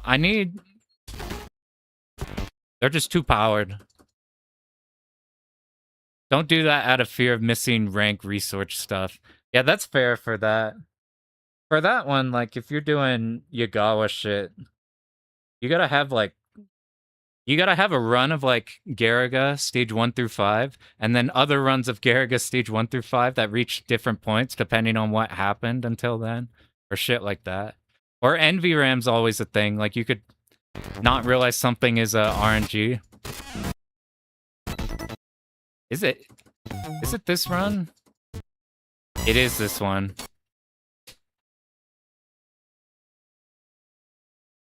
Loop 2 final bosses, yeah.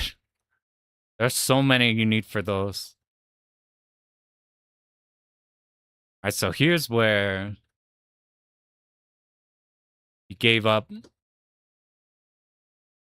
You realized we're too good.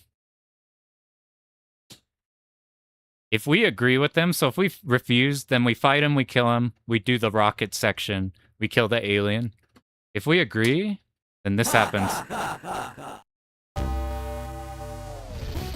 He's always posing like that. But the most evil dictator combined with tiny little this dude.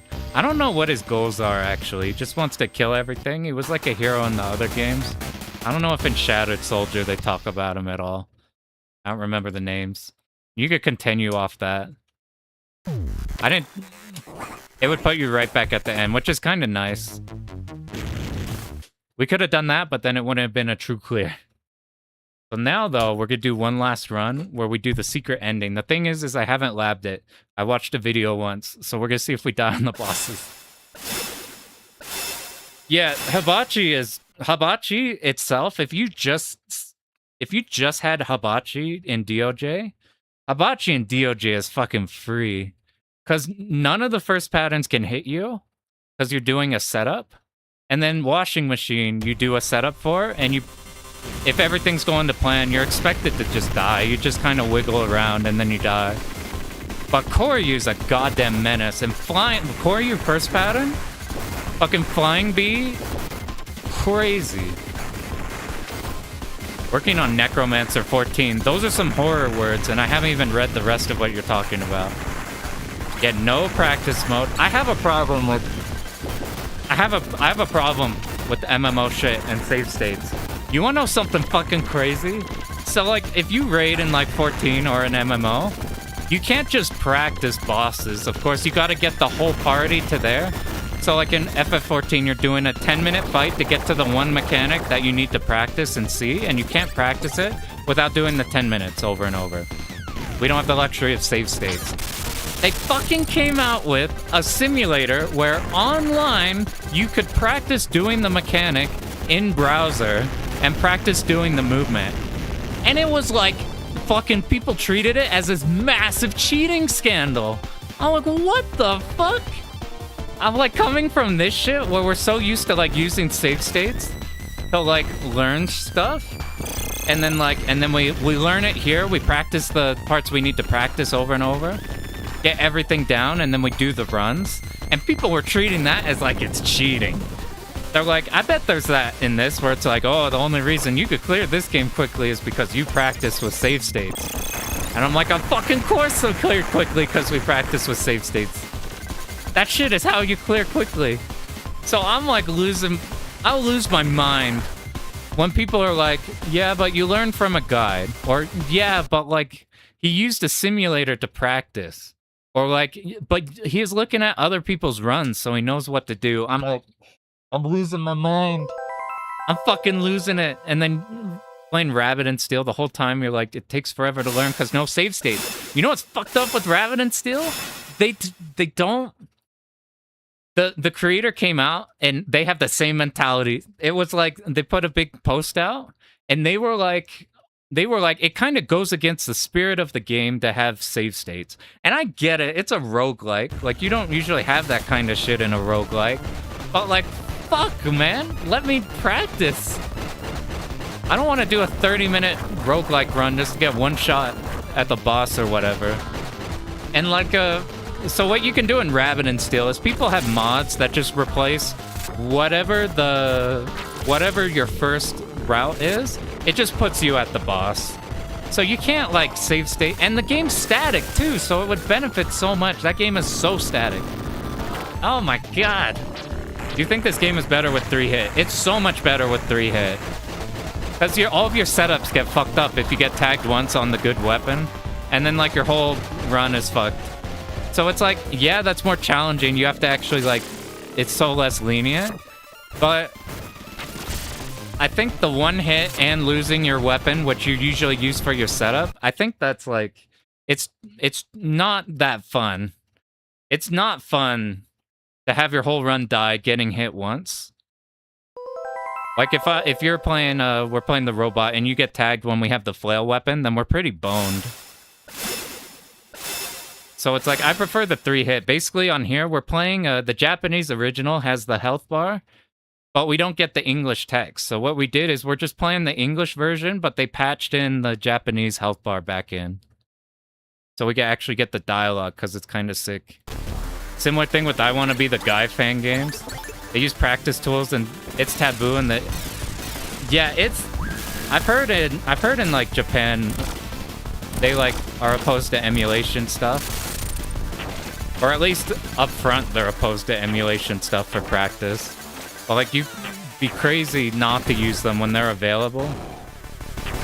And I've learned that shit's a lie, because fucking all the Final Fantasy 14 players in Japan, you'll see like such a huge anti-mod sentiment.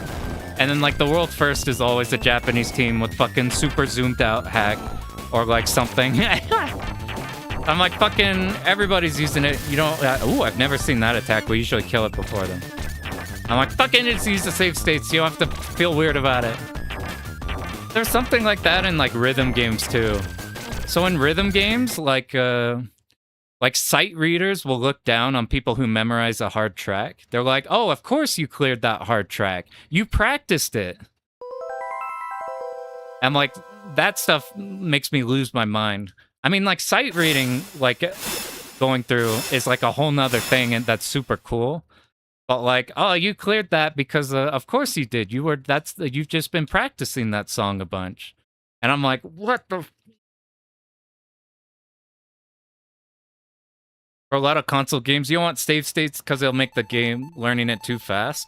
See, I don't mind that because I like to learn a bunch of games, and there's so many games that I want to learn that I want to just learn a game and then pop to the next one. I would rather experience a shit ton of games than not. It's why, like, RPGs by default, I won't put at the hardest difficulty unless I'm personally connected to it. So, like, Trails at this point, I'll just Nightmare everything. And they're fucking easy as shit on Nightmare. Cold Steel and Beyond. But like, I don't mind. I just want to experience the games. I don't really care for what games are harder than others or things like that for me. It does make them learning them super fast. Like, I learned one route of this in 2 hours. Now, you're right in that, like, it does make them too fast to learn. Like, if you want to be hyper connected to this game, you'll learn more if you're just playing it. And, like, trying to figure out how to deal with everything. I think trying to figure out how to deal with, like, these types of bosses versus trying to figure out how to deal with shmup bosses. I don't want to ever have to blind do shmups. I'd rather learn from a replay. I would not be opposed to just playing this game and trying to figure stuff out. That said, I did use replays on this one. People getting DDP2 all at launch without emulation. Yeah, that shit's magical. People that complain the most are the people that can't clear anything. It's there's such things as being toxic on the other end of the spectrum. You got the dudes who are like, well, your run sucks because you didn't do it the hardest possible version. And then the other half, you got dudes who are like, that kind of thing. I saw a funny comment on so the beginning of Mega Man X has a boss fight where you're supposed to lose. So everybody just sits there and waits for them to die so they could progress onwards. And I saw a comment who's like, I finally found a replay where somebody tries to fight the undefeatable boss. Because fuck all those other non-real players who just sit there and take it. I want to see you fight the boss. And I'm like, that wasn't actually the toxic other end. I just thought that comment was funny. I just thought about it. But the other toxic end is like that shit. Like, oh, you practiced? Well... Or it's like, we should be given a chance to be able to beat this game without practice, because then it's like... I think if any fighting game players out there, Speedkicks put out a tweet that was like, I can't remember. It was basically on the lines of, like, instead of rewarding, like, excellence in something, you gatekeep that now. And then it's like, instead of like improving on something shoddy, it's like, well, if we say it's shoddy, then I don't know. There's a stigma for wanting to try at PvE games. It's a thing. There's a stigma in PvP games too, of like of people like try-harding in a PvP game whenever they're losing because you're in a lobby of people who are better than them. It's like different when you have fucked up skill-based matchmaking setups, but when that's like not a situation, it gets pretty funny. Or like, it's a huge problem in it's not too... I play on Japanese servers on Final Fantasy XIV, so I never run into like toxic casuals. Like, if anything, the like people who are bad will be like either not say anything or be like, oh, I'm so sorry, I'm new to this fight or something. But like on NA servers, fucking, you got people who are like, you're going too fast. You need to slow down. Or else I'm holding up this whole party hostage for 90 minutes until you slow down. Or like, oh, you actually went to that spot? I usually go to that spot, so I'm just gonna run off the edge and we're gonna redo it until you do it correctly. It's like that's the other end of like toxic casual. Luckily, you don't run into that shit on the JP stuff. All right, I'm sure everybody wants me to hit buttons. Well, you play warrior? Yeah, you don't. If you get a healer who just decides to AFK, it doesn't matter on warrior. You gotta solo that shit. Get all the healers to strike again. RA. Is that Retro Arch? Like full of people saying it's impossible to 1cc arcade games, only weirdos try? Yeah, that's the funny end of. I don't mind those people, because shit's really funny. Oh, on retro achievements? Why are they on retro achievements then? I'm like, I'm scared of retro achievements. The shit you gotta do on those are hard.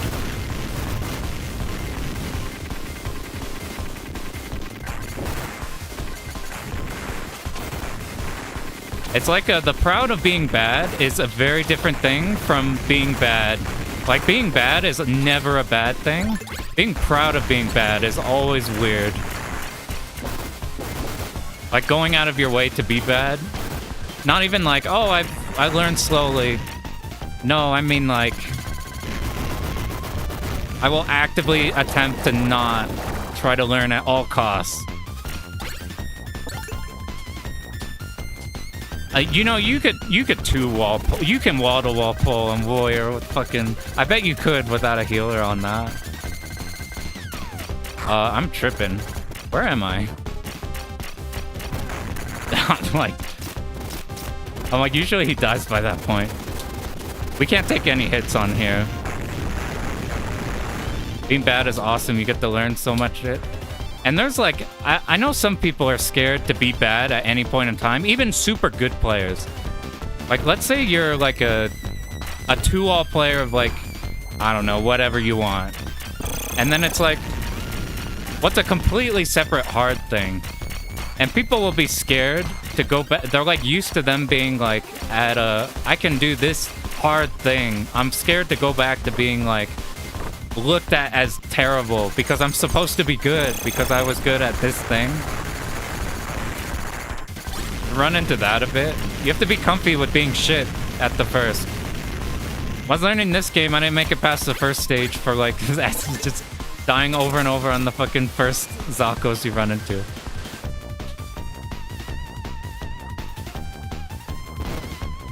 Yeah, for that reason, QQ, the like it's not the intended experience. I don't mind if people don't use save states. So like if somebody tells me they don't look at replays or they don't save state for practice, I would never be like, well, you're a moron. But if you say to not do those, then I'm like, well, now we're on a separate thing.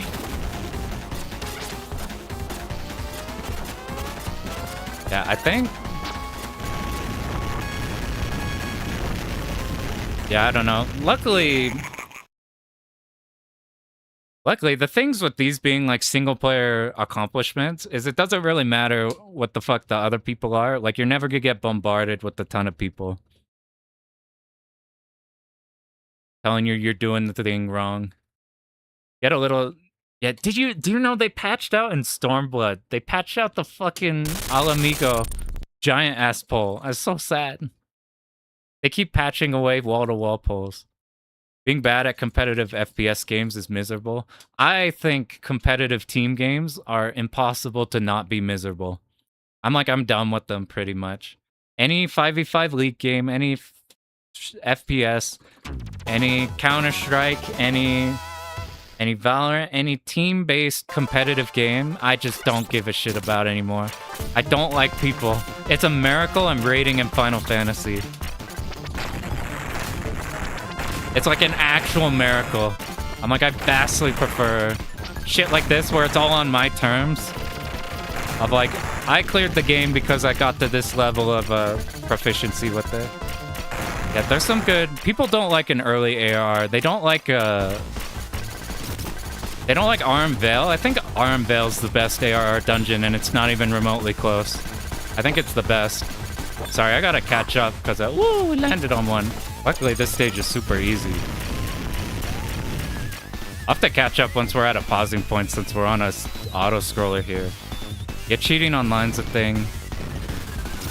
Tell me about it. I used to be in the COD 4 PC community, and I wondered how people were so good at hitting such crazy frags, until I heard somebody go like, they're like, well, my clip is still good because I didn't set my angle that high.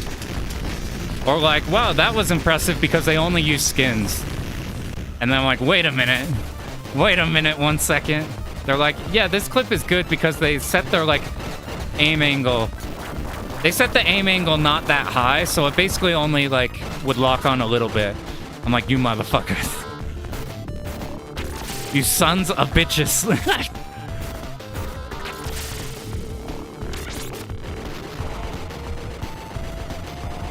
I don't know if he lands on you, but now at this point, he's like the King of Dragons first boss, so we sit in front of him.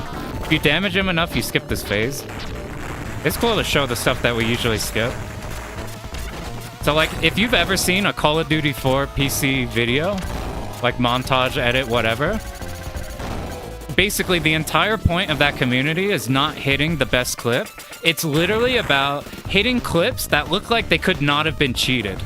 So it's like, that clip was good, but because you hit him where your crosshair was a bit off and the guy was off the side, it looked a little bit like your angle was too high, so we can't use that clip. Not because it's a cheated clip, but because it wasn't convincing enough of a cheated clip. That shit, it was such a funny dynamic in those. That game had such a funny community. So you got people hitting like back-to-back quads and like crazy shit because their aim angle's set. So basically, if they're anywhere in the middle third of the screen, you automatically hit whoever's in that area. But the strategy was trying to make it so they look like they're lined up. Like if you shoot a shot and there's a dude over here, horizontally in a line, then that won't fly. But if they're vaguely in a line and maybe it would have worked, maybe it wouldn't have, now you're golden. Or fucking, I knew a dude who would fake. He would set his Modern Warfare 2, like original Modern Warfare 2, game to look like console, because console was more convincing that it wasn't cheated, and set up trick shots to make it look like they were in a real thing. Yeah, they're role-playing hitting shots, yeah. He's like, he used quality of life mods to see distance of things. See, I'm like, I'm not super against like quality of life stuff that warps the game, but like, it gets funny sometimes. Here, let me catch up. You run into that with fighting games, pretty decent 3S, go into other games, get ego issues. You have to be fine with being bad. Even if people know you're good at one game and they see you shit at another game, that doesn't matter. It's not like you're now bad at 3S or whatever. I wish there weren't walls. I do too, but they keep putting walls everywhere. What do you think is left for people wanting to get into Tekken? So, the thing is if you want to play Tekken, you can, because the player base hasn't dropped at all.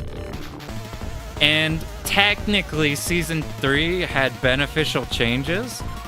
The problem is, like, the mental of everyone is destroyed, and doesn't look like our mental's gonna be any better. So the general mood of Tekken players is gonna be down.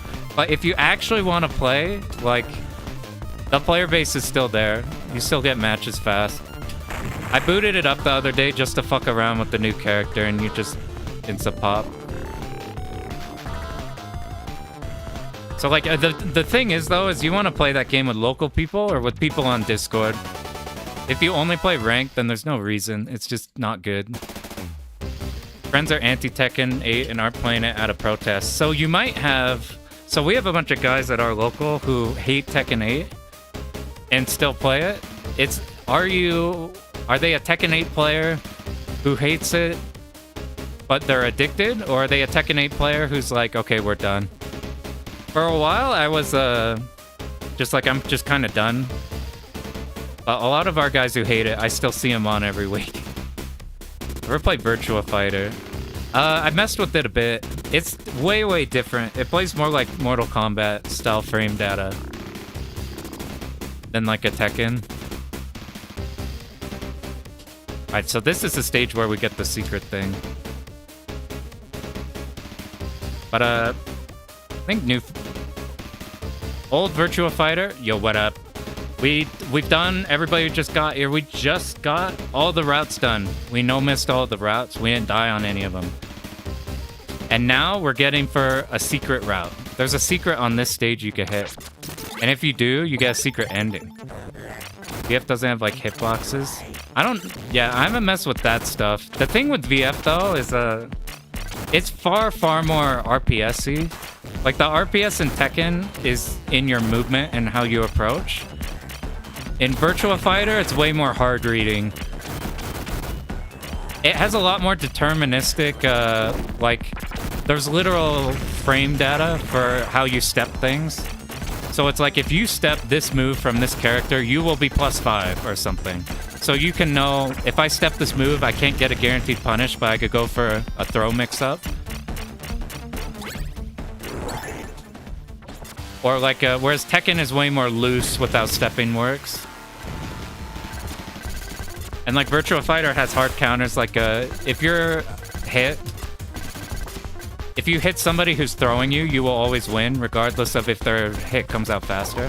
I'll show you this tail attack. He just does this. You just keep jumping. And it's way more down jabby for frame advantage and to like steal turns and stuff. Like if you've played a Mortal Kombat game, the close-up game in Mortal Kombat is basically Virtua Fighter. Except Virtua Fighter does have... Get rid of the zoning. Add like that kind of thing. You don't try as RPSing as weak. It's weird because you play grapplers. That's like the whole jam. You probably built up good RPS through that. Anyway, I didn't lap these guys. I saw a replay once, so I'm gonna see if I can remember how to do anything here. Look at this guy. I don't know who he's supposed to be, but he reminds me, for some reason, maybe just the big head, of like Kid Chameleon of all games. That's the only thing I remember. He throws this. We got the NES theme, all this fish. I don't know where he's from. Is it Mondo? He rules and now he's gone. And then check out this dude. This is like a Yu-Gi-Oh card personified. What is this thing? We need to be you. This is what I remember. You do this to hit the missiles until that turret is dead. And now... Or maybe it's the other way around. I guess we could just bomb. That's a Castlevania reference. He did do the, like, attacks like... Oh! I'm bombing the projectiles. I don't know what you do.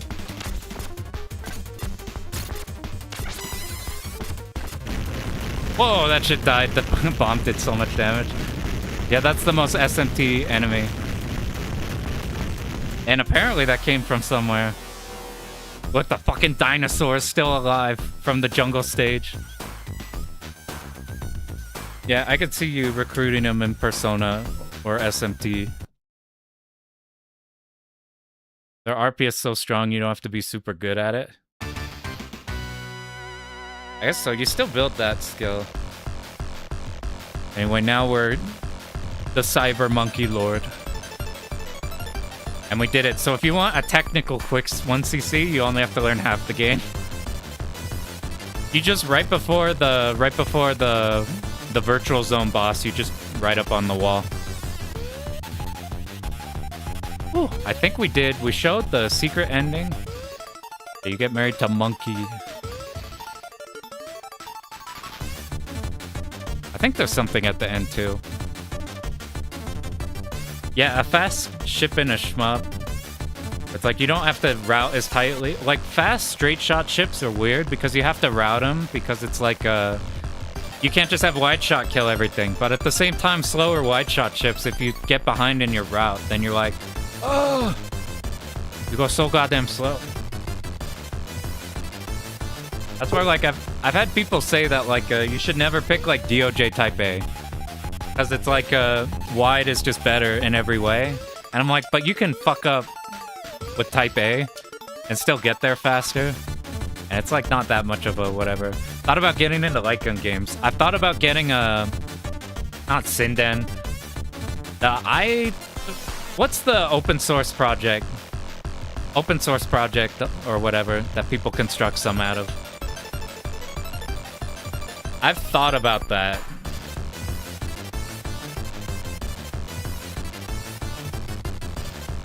Remix? Is it like both?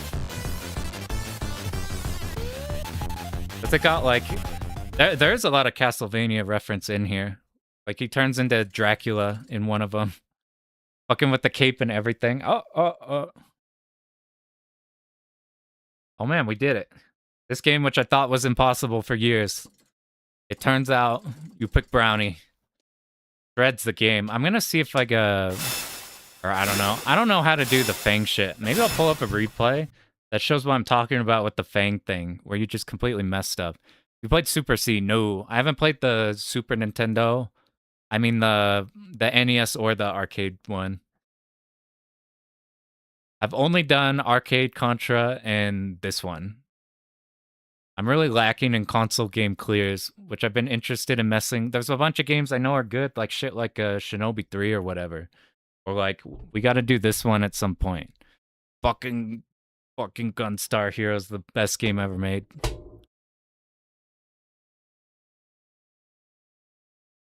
Let me find, I'm gonna look up like speedruns.com. Like see the crazy shit in the... Look at... Oh. I was originally gonna learn Wolf, but he kind of just destroys the whole game. So it's less interesting. Yeah, that game's crazy good. I thought about Alien Soldier, but that's gonna be super rowdy. So it's gonna... That one would take a while. That's with Hagane. I don't know anything about Hagane, except that people say it's super hard. And then I don't know if that's like... YouTubers saying it's super hard, or if that's like a gamer saying it's super hard. Because I don't trust anyone after thinking Mega Man X was like a hard SNES game, and then labbing that for the first time, and it's like not. Gunner's Heaven. I think I've seen that one.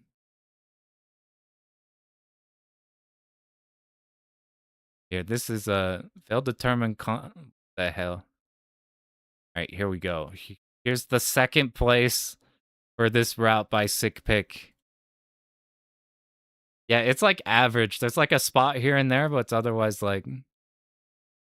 Yeah, I think I've been skewed because while I know shmups relatively, other people haven't 1cc shmups. You go from like playing like Oblivion or something, or Skyrim, and then you go on and try to beat Ninja Gaiden without knowing anything about how to route games or like learn things, or just going blind, and you're like, holy shit, this is the most impossible thing I've ever seen. And now it's like from the shmupper's perspective. It's like, oh, this shit's easy.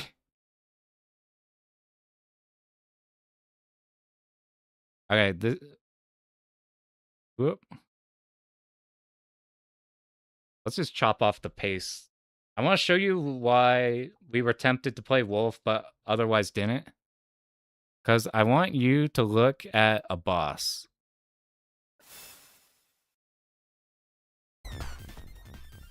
So see, you only pick up like a ABD.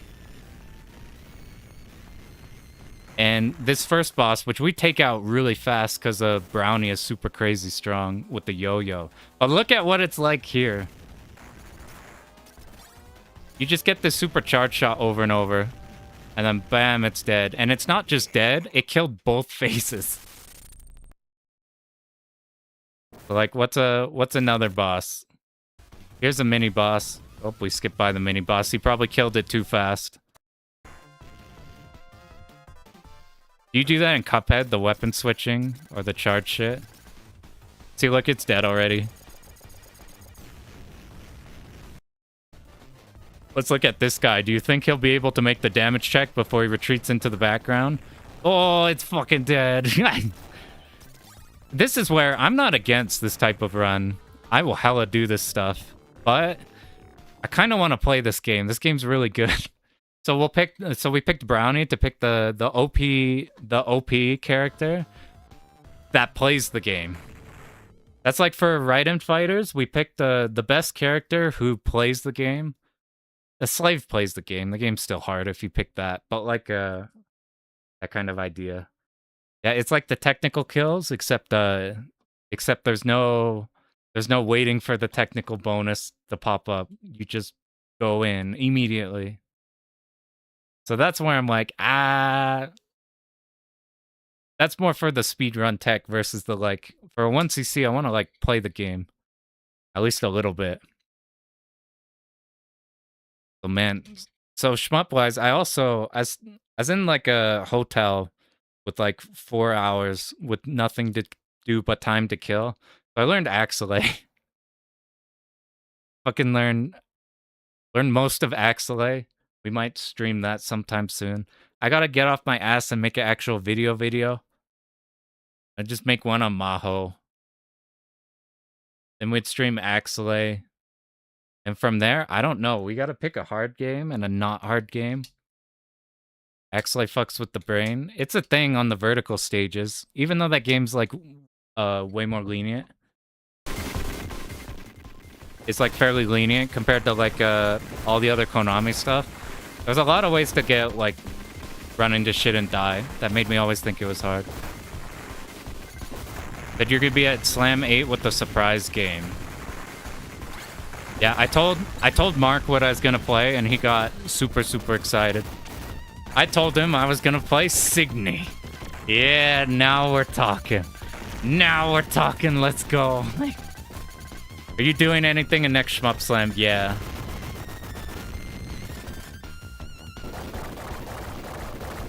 Yeah. Not actually doing Signy. But I am gonna do a 2-all game that I've cleared before. You know how fast I forget my routes? So like DDP for me wasn't that far. I guess I spoiled it. Wasn't that far ago. But I put in a credit of DDP Loop 2 and I had to 5cc the game. I'm like, we gotta... I forget routes instantly. So like the last route I can remember and execute is how long ago was a Kai Katana? Does the game even... I got no clue about Signy. That would be a funny ass one to do at Slam though. I actually talked to Mark. He said he would be ecstatic. He'd be ecstatic for somebody to enter Signy in there. He said he would demand to be on commentary for it, and it would be like that shit would be so funny. I'm like, I'm hoping. So last year we didn't have enough online entrants that we had some extra room if somebody wanted to do multiple runs. So I ended up doing 2 runs. I added like DOJ into my last year. I'm hoping we can again, because having 1 run a day is super cool, but it might be more packed. But if that happens, my other idea is a glue to 1 in only over mode. I think would be super fun. There's a 2-hour podcast complaining about this Signy decks ignoring him. Yeah. It's like that has to be the most Euro game in every way. In like result and in the during development. Commit something weird? You should just toss it in. I don't know if there's online site up right now, if you're doing online. That'll be pretty soon though, maybe. But I'm gonna try for a 2-all run. What is this now? We cleared all the routes. We did the secret shit. And now we're kind of just chilling for a little bit before we pop off. Balgog said Castlevania is the most harmful game influence. In like what specifically? Like Symphony of the Night era adding things, or just like Castlevania NES, what that introduces, or like I'm assuming he's talking about Metroidvanias.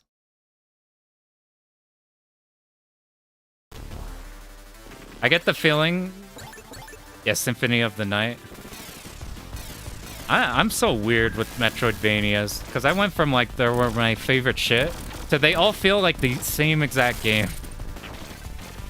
It just feels tedious at a point. You know Bloons? I don't.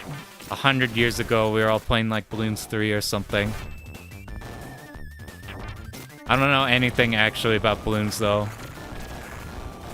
All you've heard about Signy, the game is really easy. The problem with it is they run into the Euro problem where everything is aimed on you and they give you a massive vertical space.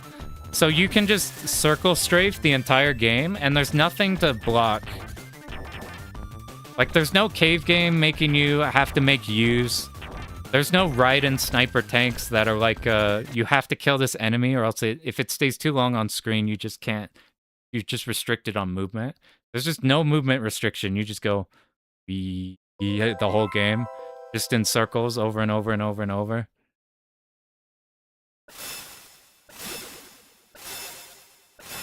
Bigness thing, lots of fluff. I can see it because now games are like, how much content is in there? How long will it take me to beat it? So like people would complain about the new Terminator because you could clear it in like 2 hours. Which is, to me, I'm like, that's already too long. Too long for a run.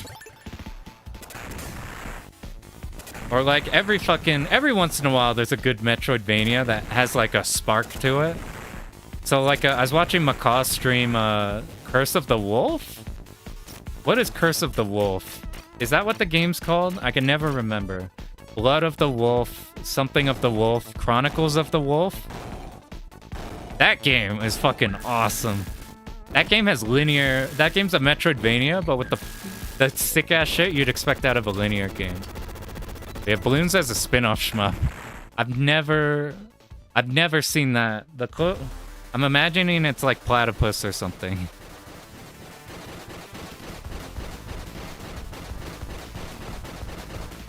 I don't think I've ever seen that one. The Hella Euro. I'm gonna look that up. I've never seen that.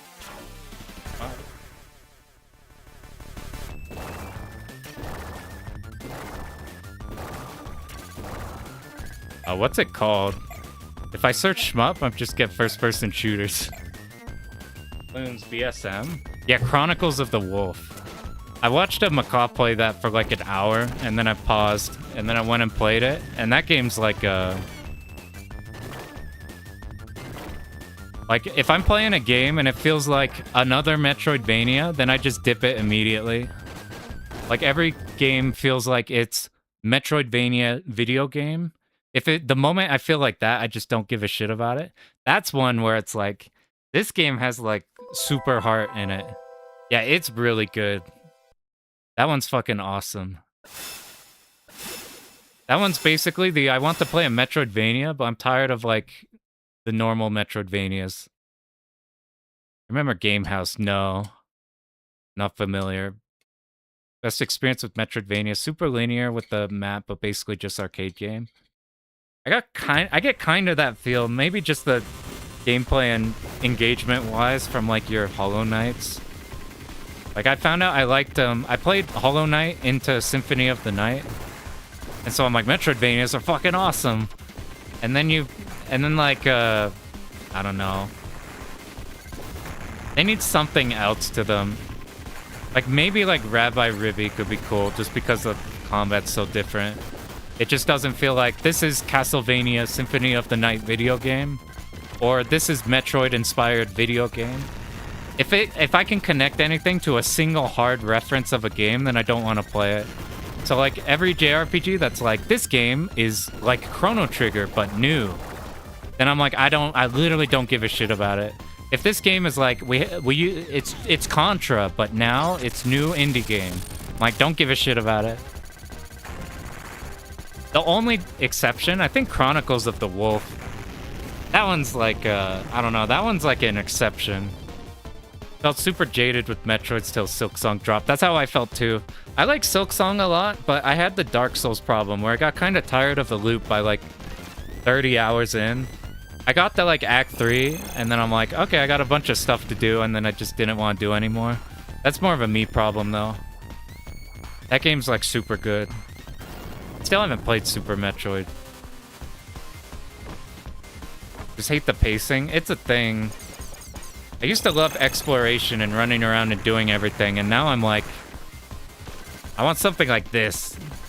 That's like super compact. Holy shit, we haven't lived long enough for him to like start throwing cars on our runs. Kind of more like Rondo. Yeah, I would prefer Rondo more. That said, I'm in this weird 50-50 area. Act 3 super short. I probably stopped towards the end. I'm in a weird spot where I don't mind RPG elements in games in the slightest. I just don't like expansive nothingness. Like, I've really, really fucking love RPG elements, even in games that shouldn't have RPG elements. But if there's like... If it's then like required that you have to go around and do like nonsense for forever. So like as something like a example like Crosscode. So Crosscode is kind of Metroidvania-y. It's basically top-down action RPG trying to be like a MMO looking game. That's like super exploration, run around, get types of shit, whatever. It's basically my favorite game. Like in my top 3 or something. But that game, the like, the exploration or the bonus shit you can do is either new shit with like dialogue with characters. It's either like finding new bosses or shit, or the actual act of exploring places is the gameplay because of the way the platforming and that works. So like that kind of shit I don't mind. But I get jaded when it's like you start a game and it's like, okay, I need to get all these weapon power-ups in the walls. I don't know. Yeah, it's gotta be immersive, otherwise it feels like you're lawn mowing a not very constructed area. If it's constructed, then I don't mind it being open. So like, I didn't mind Elden Ring. Because like, you would go in an area and it's not gonna be as tightly designed as a Souls game, obviously. But it's way more tightly designed than like it has any right to be for how big that game is. Like you go to an area and you're like, it feels like its own unique thing there. So it's probably that. Maybe it's like I like exploration, but I'm tired of like shitty exploration. I'm tired of like lawn mowing in cases where you're not really forced to lawn mow. It's just there because we gotta put it in the game. That's what you expect. Elden Ring's a fighting game.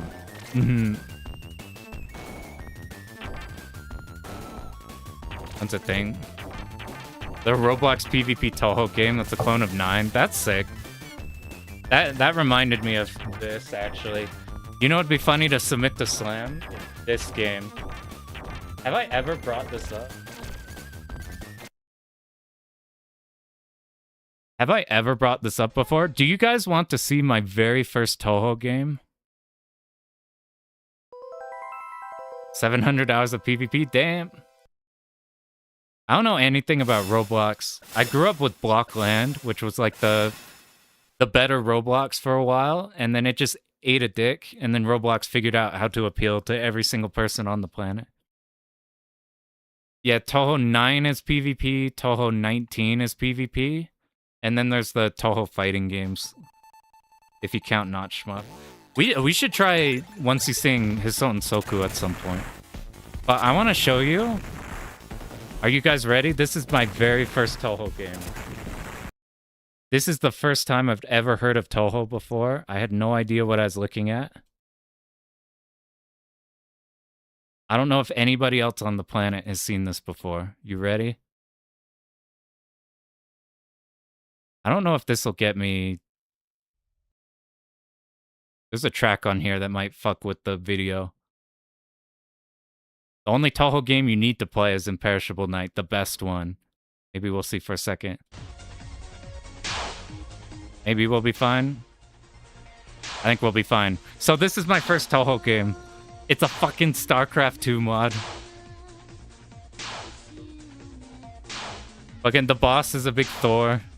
And you're something. The quality, this is like a 15-year-old video. This is the first time I'd ever seen anything related to bullet hell or whatever. So I had seen like you know, I think this is the route I took. I'm trying to reconstruct how I ended up getting into shmups. But it was basically I ran into the hardest video game boss ever thing. I had run into Toho 8 Extra Stage and gone, whoa, look at this crazy Japanese game. And then StarCraft 2 came out and somebody made this StarCraft 2 Toho mod, and I'm like, wait a minute, that's the one thing from that one video. So I played this out, and I'm like, oh, this is kind of fun. And then I think that was my gateway into... I downloaded Imperishable Night for the first time. I think that was how I got into shmups. Ooh, this kind of... Are you playing as Suika? Is this the first shmup where we've seen playable Suika is in StarCraft 2? I think your hitbox is probably massive in this one. Yeah, there's Toho where you are effectively just doing Ketsui patterns and like Toho ship. There's Toho everything. I'm curious how... I want to see the patterns on here. I haven't seen this video in like 100 years. I'm pretty sure I cleared this when first messing with it. Because what I found... So I was super obsessed with StarCraft 2 mapping. I was super obsessed into that mapping. And by default, StarCraft 2 came out with... there was an arcade machine to showcase the mapping system. They had the Lost Vikings shmup. And it's just a Euro game made in there. But it led me to try this out. I wonder if this is still available somewhere. You know all those Terraria mods that turn the game into insanely Euro? Dude, I would love those if you didn't have so much momentum. I really like Terraria. Like a lot. But I don't like any of the bosses in that game. For like dodging wise. Because it's like you don't really dodge. You just like... You're only hard macroing in like one direction all the time, it feels like. Bam. StarCraft 2 Denmaku. They play those the Terraria ones. Terraria Calamity was gateway to bullet hell. They do have those kind of things. Ooh, I found Toho clone made with StarCraft. Nah, it's the same video. Yeah, it's full macro. Not that that's a bad thing. It's just like I would prefer... It's kind of like I tried Gungeon, and I'm like, oh, this will be cool. I like shmups, so Gungeon will be sick. And it's like a... Well, it's not the shmup style dodging. It's like a dodge rolling and like enemy prioritization. But like mostly dodge. What's the Psycho StarCraft game?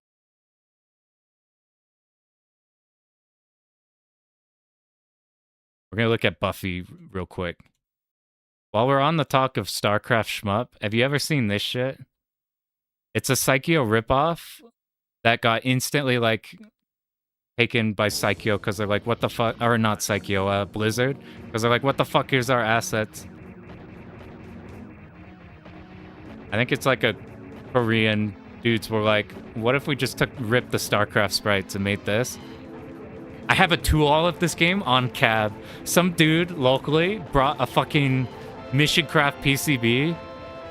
So I officially have a Protoss 2-all of this game. On fucking CRT. Unbelievable. It's nothing special, but it's funny because it's StarCraft. The strat is you pick Protoss because they have a shield that regens, so you just can take hits.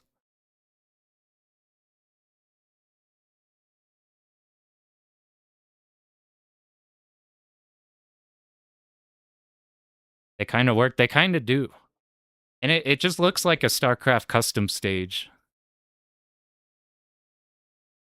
So like it fits in, it doesn't seem out of place. It's the weird Psycho bullets that you're like, oh, this fucking literally ripped 1-for-1 Psycho bullets.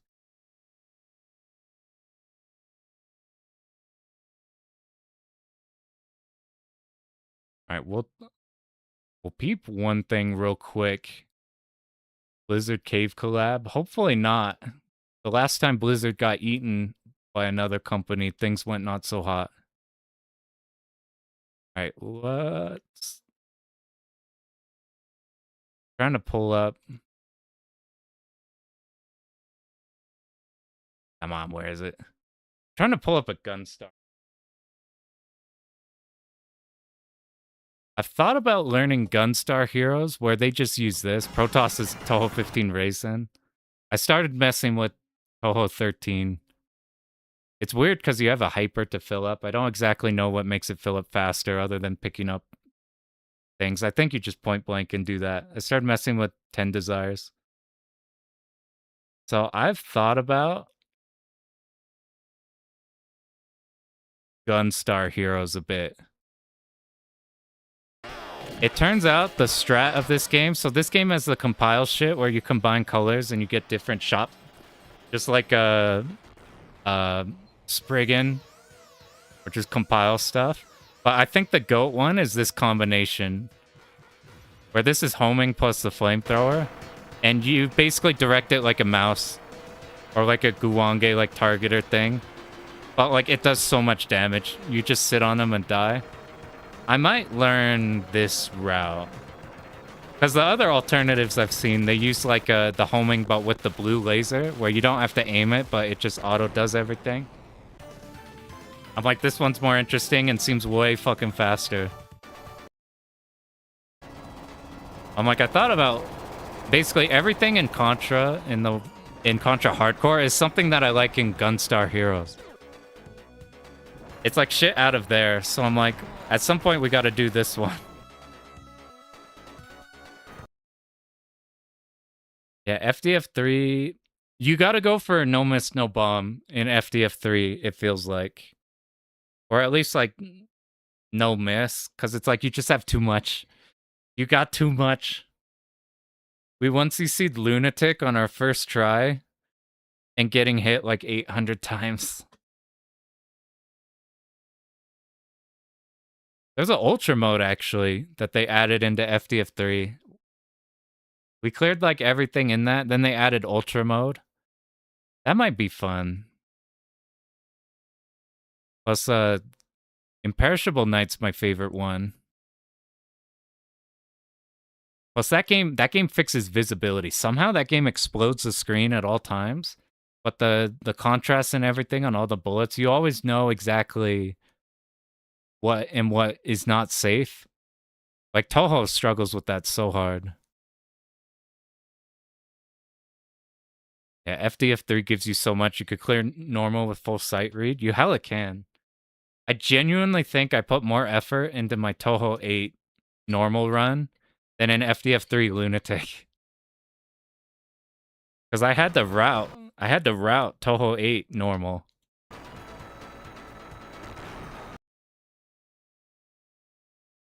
Right, if we were gonna do another Contra here, we would probably do Super Contra and then maybe backtrack to NES Contra.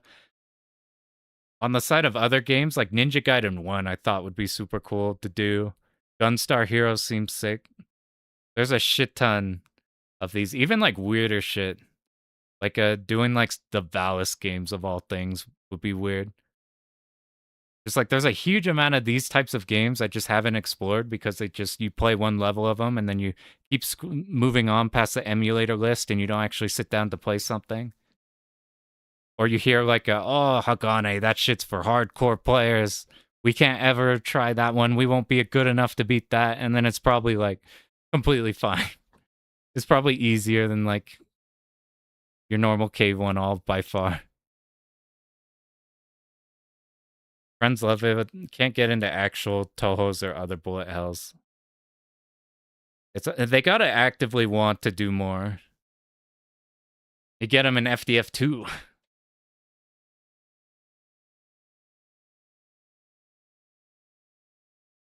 I don't know. Getting other people into stuff's too hard. That's why I hit the stream on button and then other people come here. It's a lot more efficient.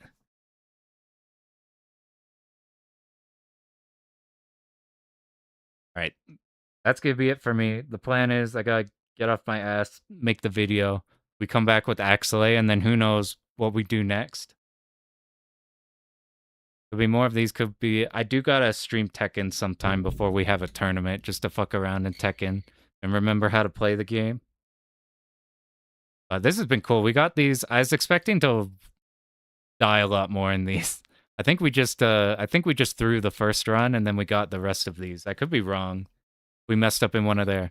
But so far, this is God game. Easy Contra I care about the most. All of the routes are good. Quality's just good the entire time. We did cheese by picking Brownie and making shit super easy.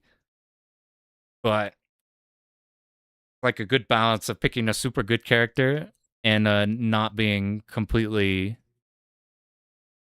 breaking the game. It's just, no, they're just super strong.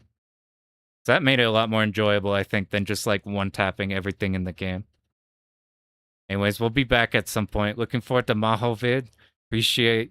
It's probably not going to be a 1cc guide video. It's probably just going to be like in that same exact format, but not a guide, because we got that no-miss the other day, but it doesn't like... I would want something that is more brain dead for a guide, rather than being like, okay, for this pattern, you have to get hit. Ooh, I got hit there, and whatever, and fucking recover or some shit. I don't know. Anyway, now, thanks to you guys for being here. I appreciate it a bunch. Well, thanks for sub, dude. Thanks everybody popping in. This has been a blast. I'm glad more people are interested in not just shmups. Shmups are by far the biggest thing I care about. But I love dabbling in these things that are like in that same vein that I just never had messed with before as compared to shmups. All right, I'll be on out of here. Good luck.